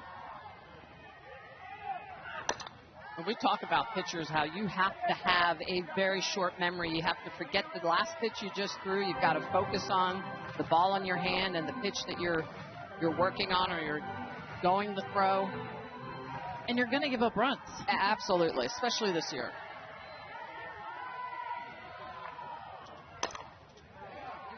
Foul. I think the hardest adjustment for Nyjah Kennedy and every pitcher across the country, but really Nyjah, is the fact that she's used to swing and miss. She wants to strike out batters, so even now she's been hard on herself if there's a hard hit out or, any kind of hard contact, because that just did not happen last year.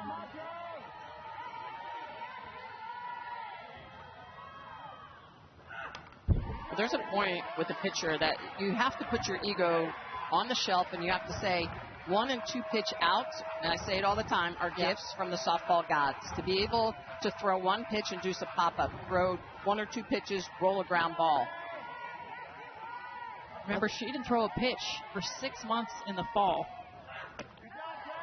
because of an injury, and that's massive. I mean, Smitty, you can speak to this, but, you know, even Tara Archibald, their pitching coach, said we weren't able to work on anything. She did not hit or pitch for 6 months. It wasn't until January that she was able to pick up a softball again and start throwing. Good tussle again with Shoemaker, and Taylor wins that battle.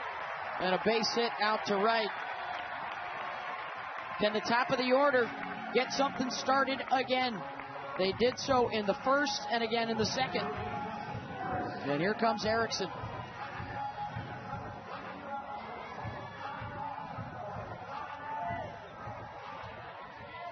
Kennedy, by the way, is the pitcher of record right now. You talked about all the strikeouts. She's got 1,000 of those. She is 1 win shy of 100 in her career, in which she would join some of the greats in the game with those type of numbers, like Kat Osterman, Monica Abbott, Jenny Finch, D'Lo with the velo, and possibly an Olympic teammate in Megan Farimo, who did it recently at UCLA.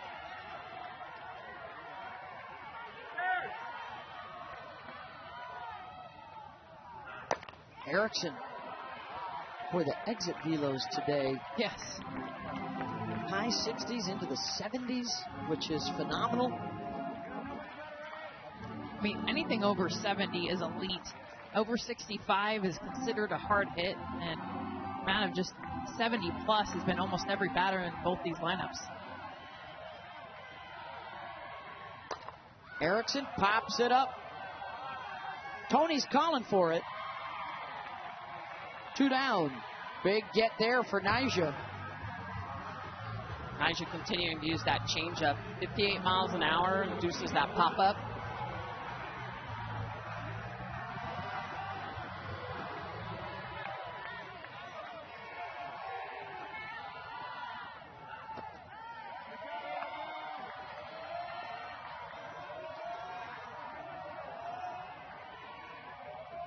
Eva Brown, 3-run homer last time up. She's hit a couple in this series off of Kennedy.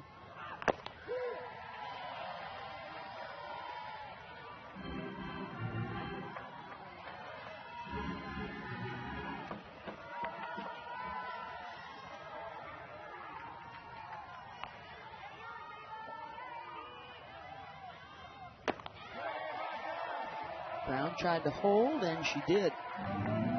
2-1.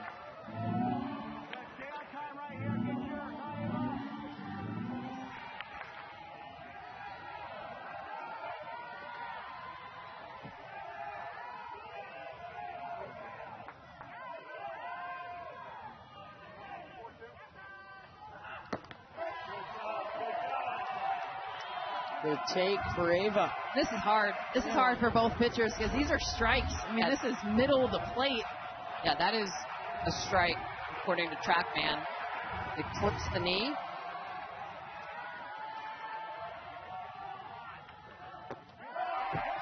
And loses her, ball 4. 2 on for Townsend Thomas.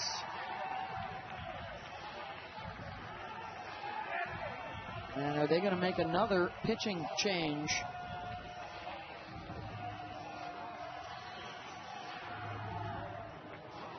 Yes, they are.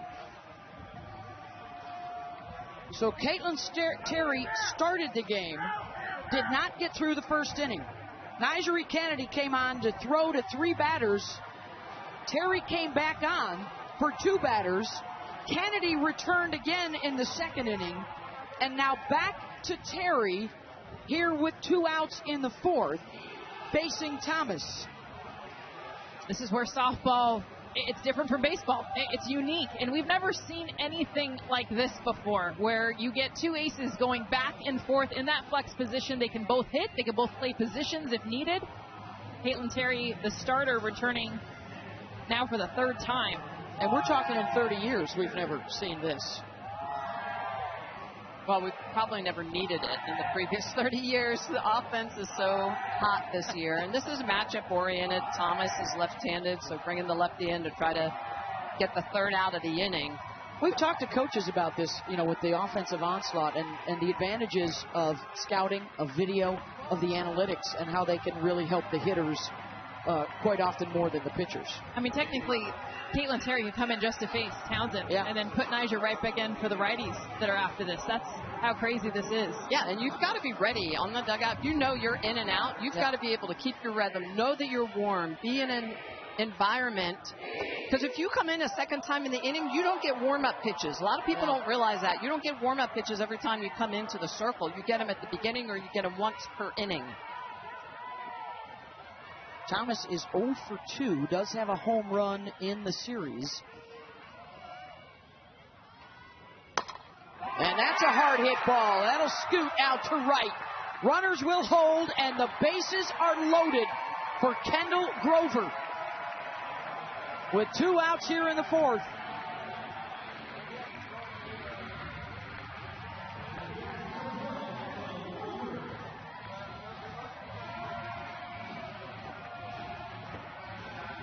And my goodness, are they going to do it? You called it, Jess. Are they going back to Kennedy? Yes, they are. She came in for one batter. Was that one pitch? Yes. Yeah, it was it was all matchup oriented. I mean, we could see this 10 times. Literally, each pitcher going back and forth. And you're right, Smitty. Nyjah gets no warm-up pitches, so she's coming right back in. Of course, she was just in this game about 3 minutes ago. So now she'll face Grover.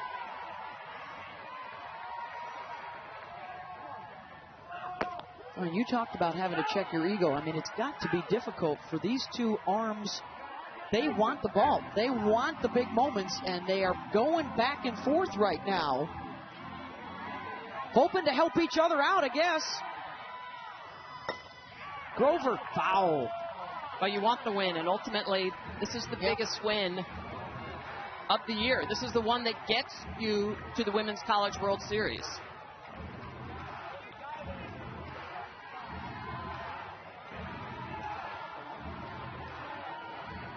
Florida responded to Tech runs in the 1st. They did it again in the 2nd. Not in the 3rd. Can they do it here in the 4th? Swing and a miss. Nyjah Kennedy. The celebration in the circle as she hops back over to join her teammates. And a strikeout with the bases loaded. Well, how about the senior? This is what it's all about. Her career on the line. She wants to live another day. Bases loaded. Look at the movement on that pitch. The rise ball, the emotion. Nyjah Kennedy is back in a big situation. Nyjah Kennedy, the huge strikeout with the bases loaded. And the reacts from the All-American. Desperately wanting to get back to the World Series for a 4th straight year to fight for that elusive national championship. And Mia Williams will lead things off. She has been an absolute Gator record this weekend. The former Gator herself, a 2-run home run in this game.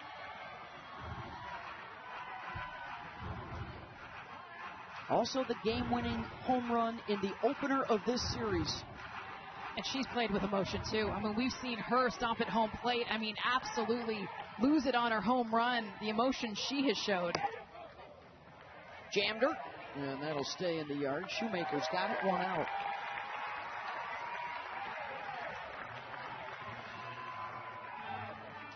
Well, I thought it was great what Jerry said. Play with the emotion of fun, not of being pain or anger that puts you in a different environment. Well, there's no need for it. I mean, this game is just drunk. Like, it's crazy. And so you get to be a part of this game. And this is probably what he mentioned that Texas Tech needed, that fight, that claw scrape to get every run, every out, every pitch.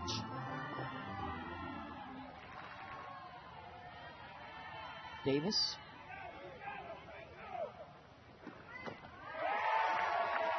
A fine wine at times. Jaeger bombs at other times. This game's all of it. It is. Keg stands, whatever gets you there, this game has done it. Full-on frat house. 13-7, Texas Tech. Well, and at some point as an elite athlete, too, you have to learn to stay middle. That you're not going to play your best if you're too high. You're not going to play your best if you're too low.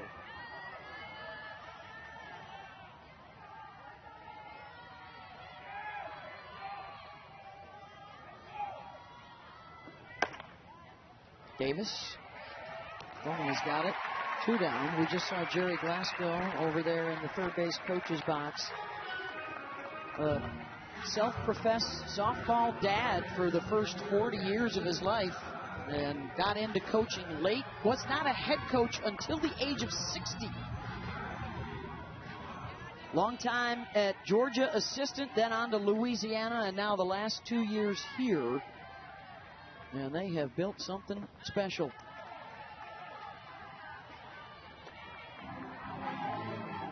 There's a great story you can find on NCAA.com, ESPN.com.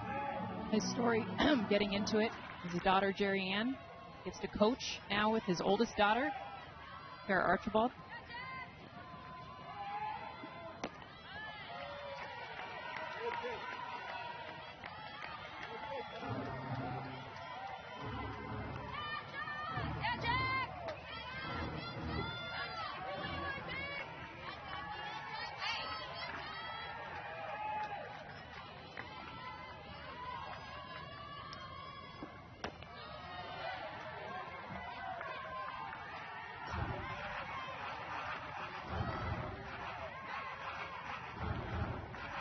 Some folks in the softball world don't like the way that Texas Tech has done it.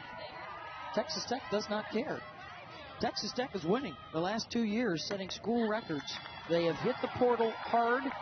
It started with Nigeri Kennedy in the circle, and this year Jerry Glasgow went after hitters, and he found some. And this is what these three have done just today.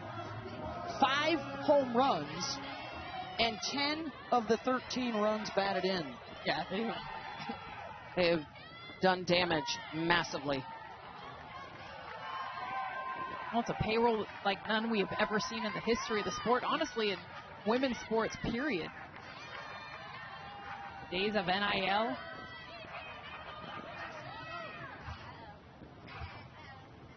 Let's send it down to Holly Rowe.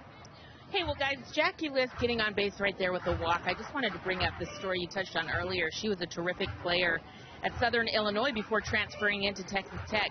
But Jackie List does not hold all of the records. It is her aunt, Becky List. Take a look. I went to the record books.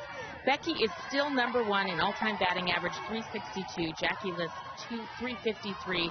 She said her aunt taught her her swing, a lot of what she knows about softball. I love it that they're 1-2 in the record books. So cool. And Jackie, talks about how it was Aunt Becky that taught her everything she knows. She's got that same swing she's had her entire career going back to high school. Grandpa Joe played 8 MLB seasons. They are a baseball, softball family.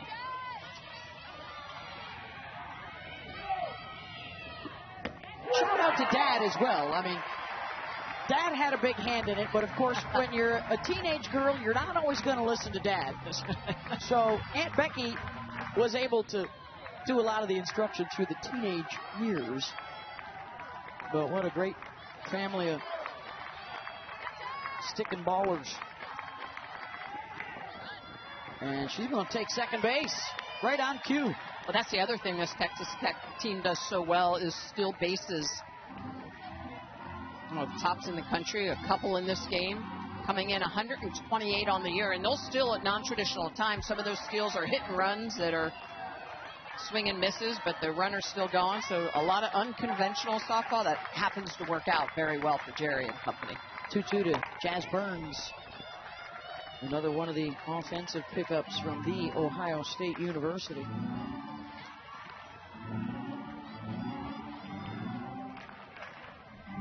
Has driven in a couple of runs in the series. A new Super Regional record for combined scoring for these two clubs.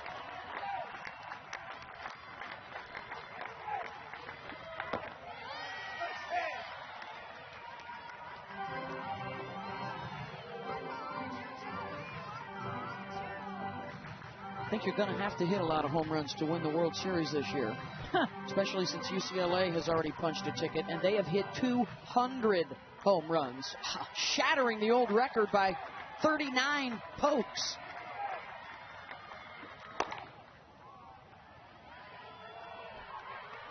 Great pitching from the Alabama Crimson Tide. Of course, Jordy Fromm and Alexis Jensen, a terrific combo at Nebraska. They're back. And how about Arkansas? So much heartbreak over the last several years. They finally break through. They're going to the World Series. They'll be calling the Hogs at Hall of Fame Stadium. All gets underway on Thursday. We got 3 more teams to get there today. And the Mississippi State Bulldogs are now beating Oklahoma 6-0. Delaney Everett is throwing a 2-hit shutout with just a couple of innings to go, trying to upset the 3 seed and the 8-time national champs. 3-2 pitch from Sparkman. Ball 4. That was a heck of a bat from Jasmine Burns. Held off 6 pitches. Really working the new pitcher, Allison Sparkman. Get the second walk of the inning. 5th walk of the game given up by the Gators. Hit batter. But that's one of the things this Texas Tech team does, coming in one of the hardest to strike out. Just 154 Ks, team Ks. Now over 290 walks. And just 2 today.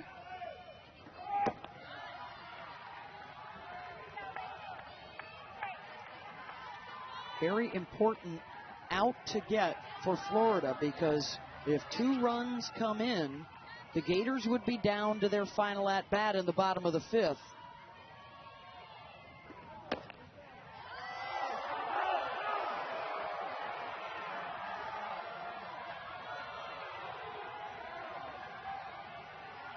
Smaller zone today, both sides.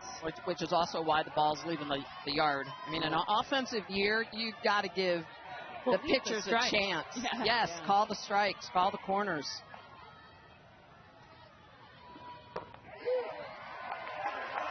Same pitch. This one's a strike.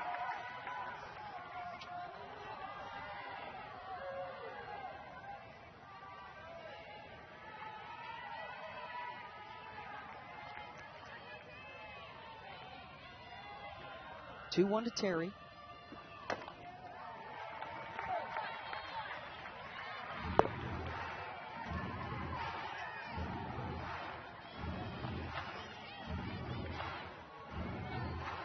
Runs on the board in all 4 innings so far, all crooked numbers.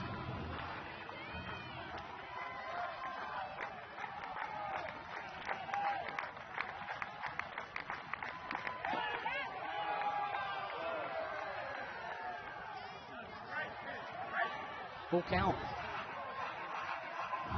It almost looked like that hit Terry, or that she was leaning. Did she try to lean into it? Look the way she's going to lean into this. Looks like she does lean into it, and it does hit her. Wow, she wants to hit.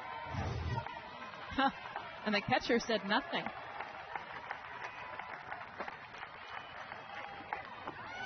And draws the walk anyways. So now the bases are loaded. And it's Lauren Allred. 3 walks in the inning to load up the bases.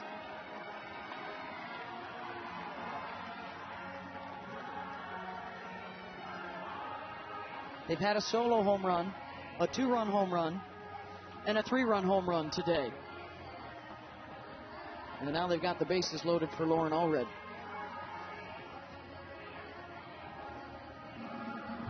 Looking for the home run cycle.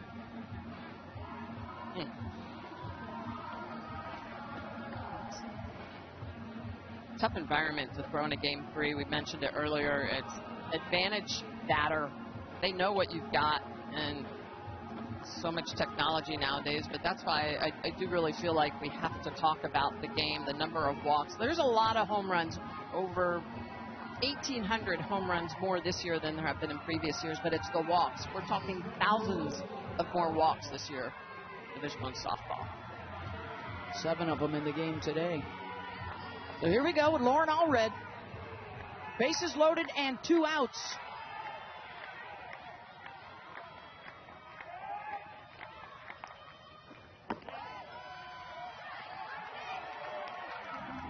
started out her career at Louisiana with Jerry Glasgow and then came over when Glasgow took the job a couple years ago.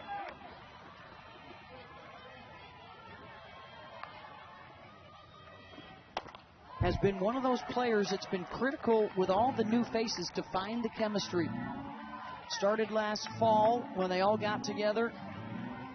And, you know, you got a lot of egos. You got a lot of players that all want to be in the lineup every day, and you got to figure out ways to get everybody together. They spent a lot of time together to prepare for the season and put the team first. Over 50 different batting orders, over 40 different defensive alignments, trying to keep everybody happy, trying to keep the hot bats in the game week in and week out. And in a case like today, making sure that one of his defensive specialists, Logan Holloman, is out there in left field to start. What you got, Holly? Well, they credit a lake house near Lubbock. They would go to a lake house and use jet skis. They've done a lot of team dinners there. They're trying to build that chemistry, just one jet ski ride at a time, Beth. Much like we do. Good way to do it. That's how we roll. Lakes and jet skis. And now it's a 3-1 count. And nowhere to put Allred. Taylor Panels on deck. She's already hit 2 home runs today. Allred takes a whack at it. Comia, and safe at first is Allred as Erickson could not glove it.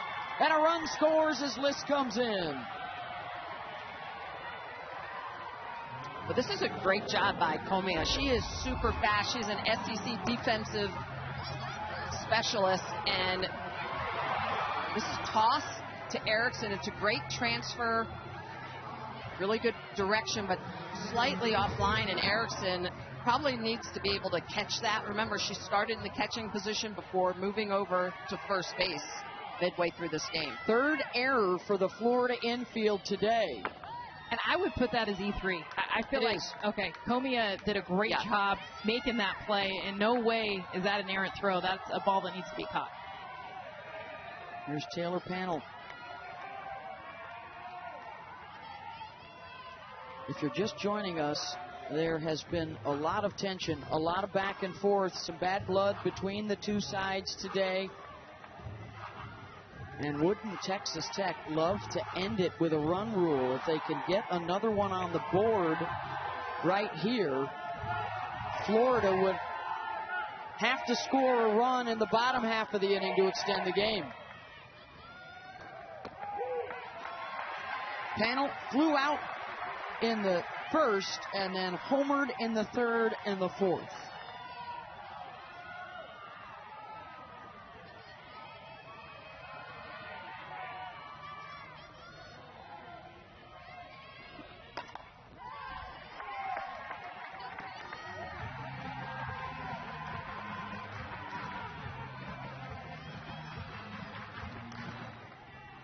Taylor has now hit in 16 of her last 17 games, getting hot at the right moment here down the stretch.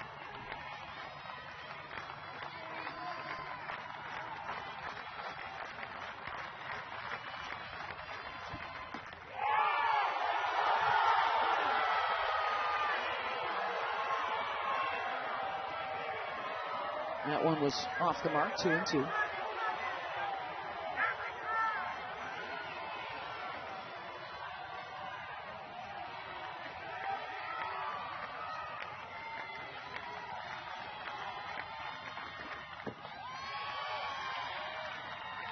And now full count.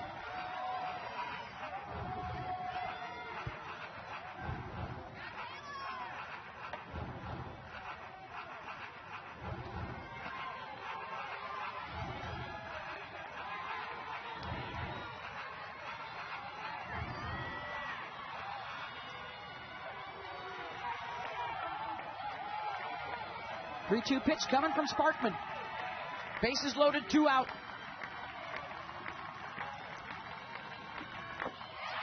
And that'll walk in another run. And it is an 8-run lead for Texas Tech. And the bases are still loaded for Nyjah Kennedy. It's the 4th walk of the inning. And when you throw in the error, 5 free passes.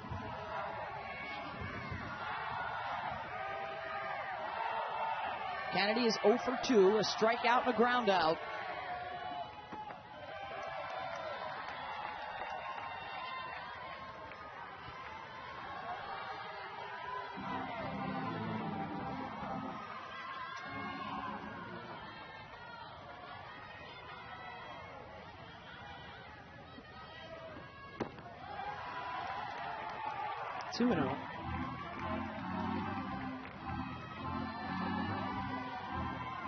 Not what Tim Walton and the Gators were looking for today. Now that they're down 8, their 6, 7, and 8 batters in the bottom half of this inning would have to score a run or the game ends.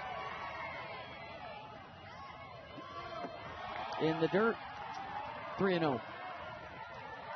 And I don't see any arms up in the Gator pen. Struggling with that strike zone, just trying to get the ball over. You can see her looking into the dugout.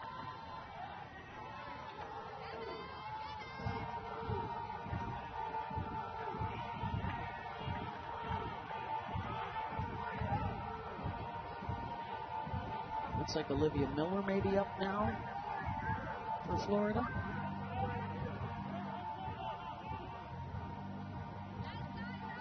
What a return for Mia Williams. Will she get another at-bat, or has Texas Tech put this one out of reach? Nyjah does have a grand slam on the resume. Earlier this year, actually opening weekend against North Texas.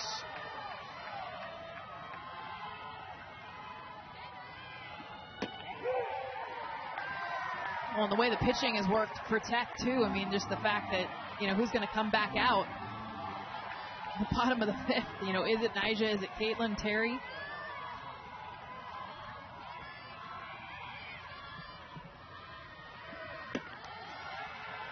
And that'll walk in another run.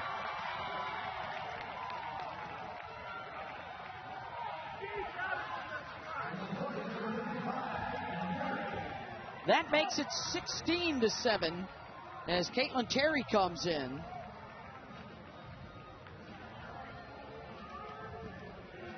And now Tim Walton has to make a move.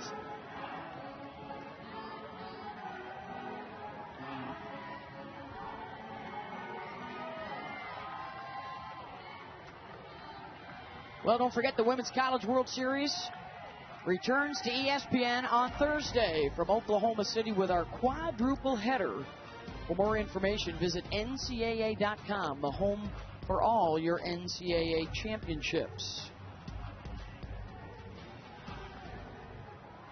So pitching change here for Florida. They go to Caitlin Oxley coming on.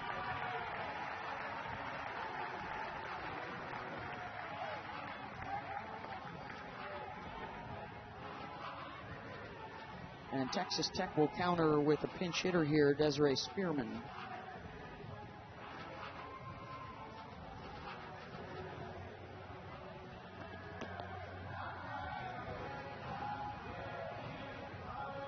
Sophomore out of Bartow, Florida.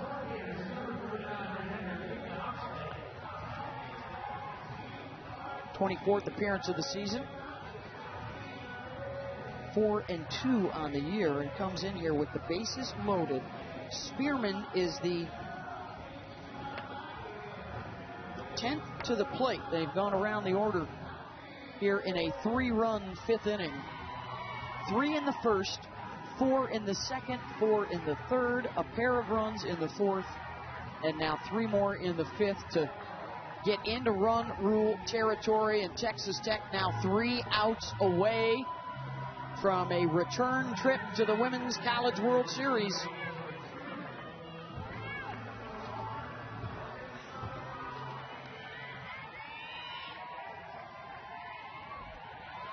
Spearman, the junior from El Paso, steps in. Fly ball out to right. McClellan's got it. And 16-7. A lot of work to do for Florida, with a run rule hanging over their heads as we head to the bottom of the 5th. The NCAA Softball Super Regionals are presented by Capital One. What's in your wallet? You know, the three big All-American transfers who played at the World Series with different teams last year are on the verge of a return trip with a new team this year. Texas Tech 3 outs away from eliminating Florida to advance for the second time in school history. All have played a big role this weekend to help the Red Raiders. And now Nigeri Kennedy will try and close this thing out with the run rule in effect here in the bottom of the fifth.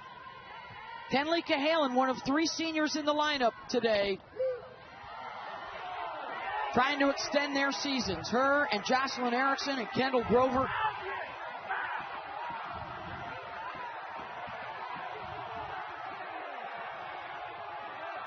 One and one the count. And Tim Walton, I think, just got tossed. Tim Walton ejected from the game.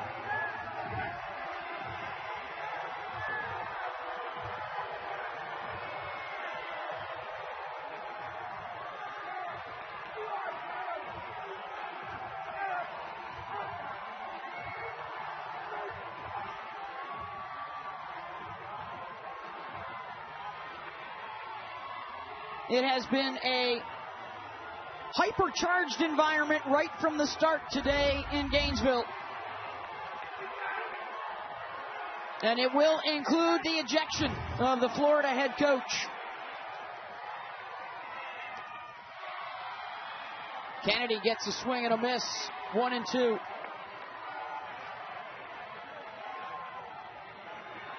Been spicy all game long. A lot of emotion. Kennedy. Fans in the back standing. Well, as Jerry Glasgow told Holly Rowe earlier, they have not played in this kind of environment all season. And he thinks there will be things to take with them to Oklahoma City if they advance that will help them out fighting through the adversity today. You play in front of loud fans. That's going to happen. This has been intensity. It has been everything you could possibly hear, see, warnings issued to dugouts, ejections, and the fans have been screaming the entire game. Cahalan blasts that one back up the middle for a base hit. How about the senior? I mean, that's a tough environment to be in. Your coach gets ejected. It's potentially your last at-bat in a Gator uniform. She drives it right back up the middle. I almost feel like Tim Walton coming out and arguing for her helped fuel this at bat. I mean, he was arguing against the strike that was called against her.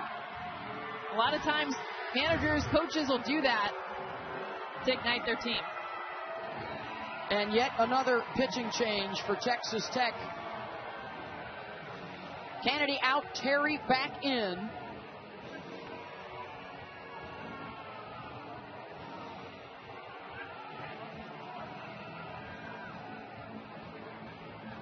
It is a scorebook unlike any other in our careers. I cannot dissect I or lost understand track it. how many either. pitching changes that is.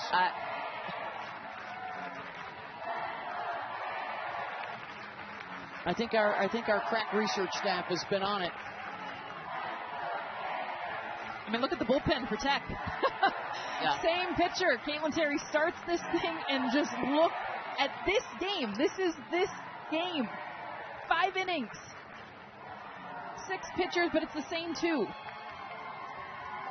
Well, and since they've really been the back and forth the last 2 innings, they have done a good job of shutting down the Gator bats. And this is like nothing we've seen. I feel like they have to almost create a rule to prevent this from happening. It's never happened before. So back to Terry. And Cassidy McClellan.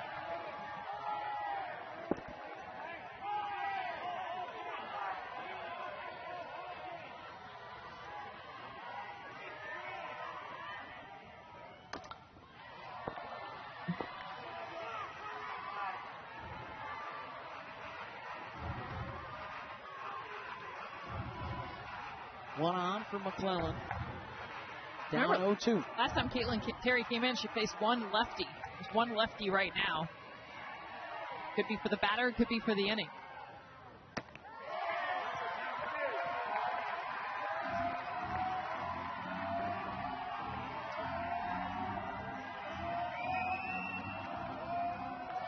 Right now, the Gators fighting for 2 runs. They want to stay in this game, extend this game. It's not the 9-run deficit they are down. It's to stay and get to the 6th inning. Keep that in mind with the home runs, runner on base right now, how important that is. They will have to count on the bottom of the order here. 7, 8, and 9.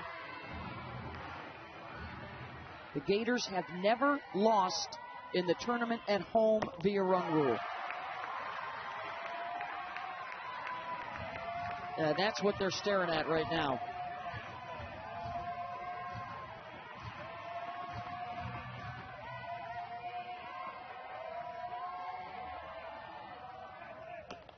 Swing and a miss.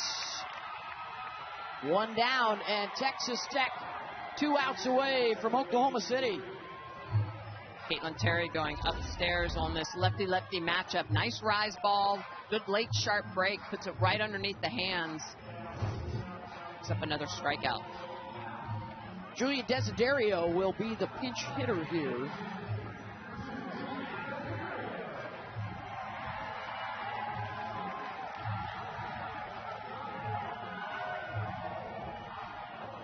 Senior out of Hudson, Florida.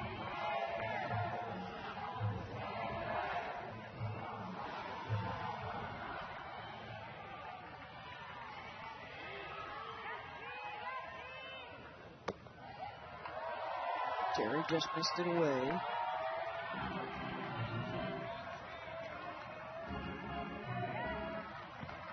Jackie Liss and Taylor Pannell, a pair of home runs today. Mia Williams also went yard today.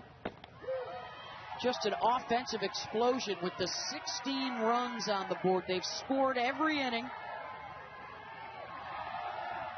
And it all started about 5 hours ago with a hit by pitch and a 2.5-hour weather delay. And the fireworks started right out of the gate.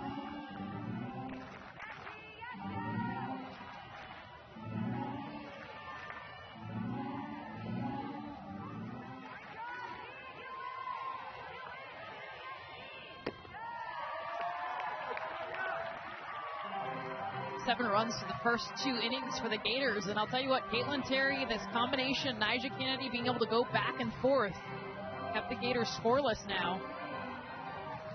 Yeah, 2.5 innings. Yeah.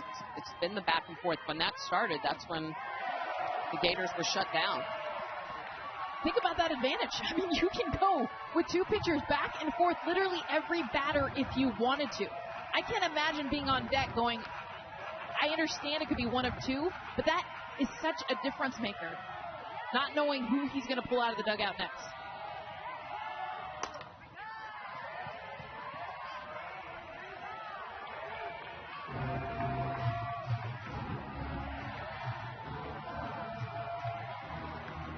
Count goes full.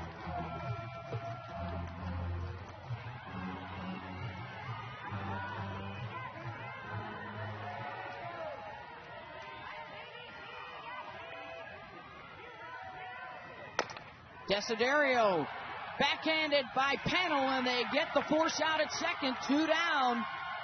And now the Red Raiders 1 out away.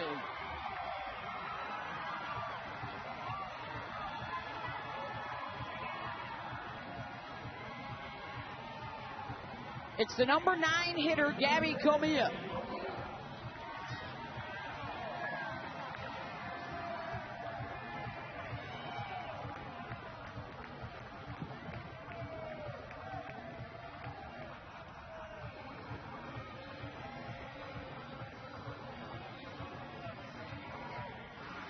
What a job by Texas Tech today. This was a 7-7 game through the first 2 innings. And with the emotions high, and Jerry Glasgow telling his guys, hey, play for each other, play for the fun, play for the Joy. And they have outscored Florida 9-0 since. Oh, really, it was in that second inning when Nyjah came in. She retired 7 in a row. Kind of got some stability back in the circle for Tech, but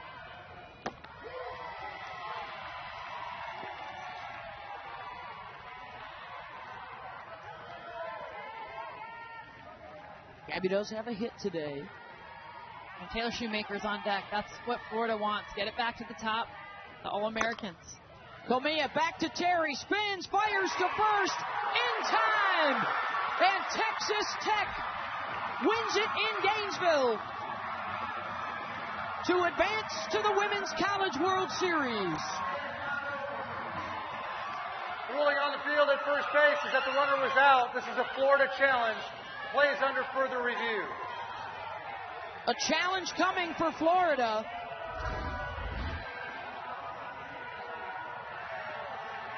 And this one won't take long. She was out at first.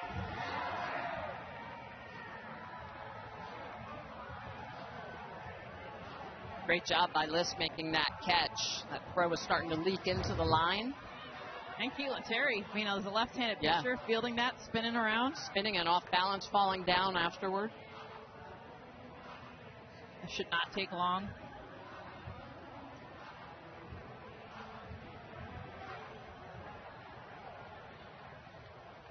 After review, the ruling at first base is confirmed. The runner's out. The ball game is over. And now the celebration full on for Texas Tech. Second straight trip to Oklahoma City. They come in and take game 3, 16-7. And they eliminate the 6th seed Florida Gators. And now the hope's still alive for Texas Tech as an 11 seed. They have a chance to become the lowest seeded team to ever win the national championship. And it's been a battle. I mean, Texas Tech, very dominant during the regular season, struggled in the Big 12 tournament, did not win it, was beat by Arizona State, had to come back against Ole Miss, down 8 runs. They did. And in this series, the battle back and forth, and Florida does not come out to shake hands. No. Texas Tech was lining up along the third baseline, and Florida walked back into the dugout, and now some of the Tech players are getting into it a bit, and the coaches are trying to shepherd them back towards one another.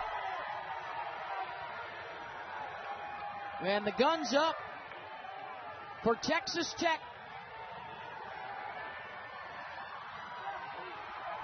And they are the Gainesville Regional Champions with a 16-7 win.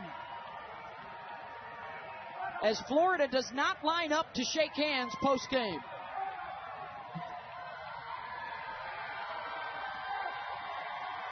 I don't think I've seen that in a Super Regional. Texas Tech fans are celebrating with their team over by their dugout. They got the Super Regional Championship hats. They're headed back to the Women's College World Series. And Holly Rowe is standing by with Nyjah Kennedy, who's getting some swag for herself as well. Holly? You had to get your hat, right? Yeah, I had to. Going to Oklahoma City. Nyjah, this has been a crazy postseason for you. You came in today and really gave a great performance, coming in and out, having some ups and downs. How did you mentally power through today? Yeah, just wanting to win, honestly. Coach Gasco kept saying we're 21 outs away from going to Oklahoma City, so you have to leave it all out there. I mean, they want you to have the trophy, as you should. Yes, really good! You know, there's been pressure on this team all year. You brought in a lot of people. Yes. You wanted to get back to Oklahoma City. How did you let that pressure fuel you today in a positive way? Yeah, I think we're just playing for each other. I mean, our leadoff batter gets hit I don't know how many times. They didn't want to shake hands at the end of the game. Like, we're playing for each other. And we're the only team that did it. Okay, I want to bring in Caitlin Terry because, Caitlin, you're coming in and out. This was was a wild game. How were you able to mentally stay prepared, coming in and out, even for a batter at a time? Yeah, I mean, it's something that we prepared for. We did this earlier in the season, and something that me and Nigel just bounced off of. I think keeping me in the dugout and not putting me in right field was probably the best decision, and honestly, just having Nigel's back and my team's back. You have had to reinvent yourself as a player in many ways this year. What is it like to achieve the goal, getting to Oklahoma City, despite all of this work? I mean, it's insane. This team deserves it. We work hard every single day, morning through night. Like, this team deserves it. Let's go. All right, let's go. We'll see you in OKC. Let's go. Thank you.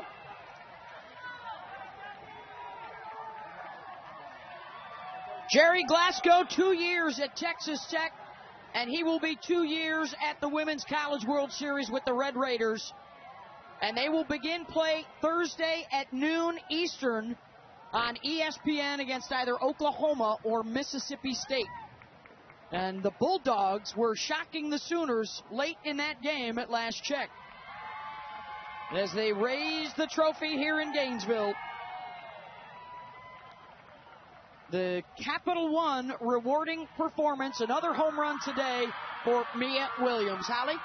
Well, Mia, this was a big storyline, you coming back here. What happened to start this game that got your team so fired up? Yeah, 100%. I just told my team coming in this weekend, first of all, that they need to have my back, especially this weekend. Every other weekend they have my back, but this one especially, they need to have it, and they did today.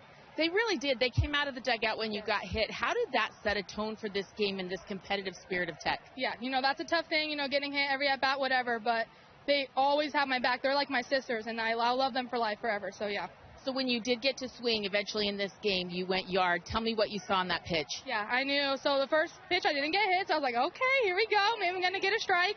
2-0, hitters count. I said, you know what? This is going to be the one, and it was, so yeah. You walk off this field with a trip to Oklahoma City. What does that mean to you, who had to really try something new this year and make some changes? 100%. I've never not had a super regional here, which is kind of funny to say, but yeah, no, 100%. Just the adversity. The Bugs were kind of crazy. I don't know if you guys noticed that, but they're a really, really great team, and we knew we were going to face some adversity playing them, and unfortunately for us, we came out on top. All right, how about we see you back in Oklahoma City? 100%. Thank you so much. Thank you. Thank you, Holly. And Mia Williams and the Red Raiders advancing. And they will have a chance to play for the school's first national championship. Their road continues on Thursday in Oklahoma City.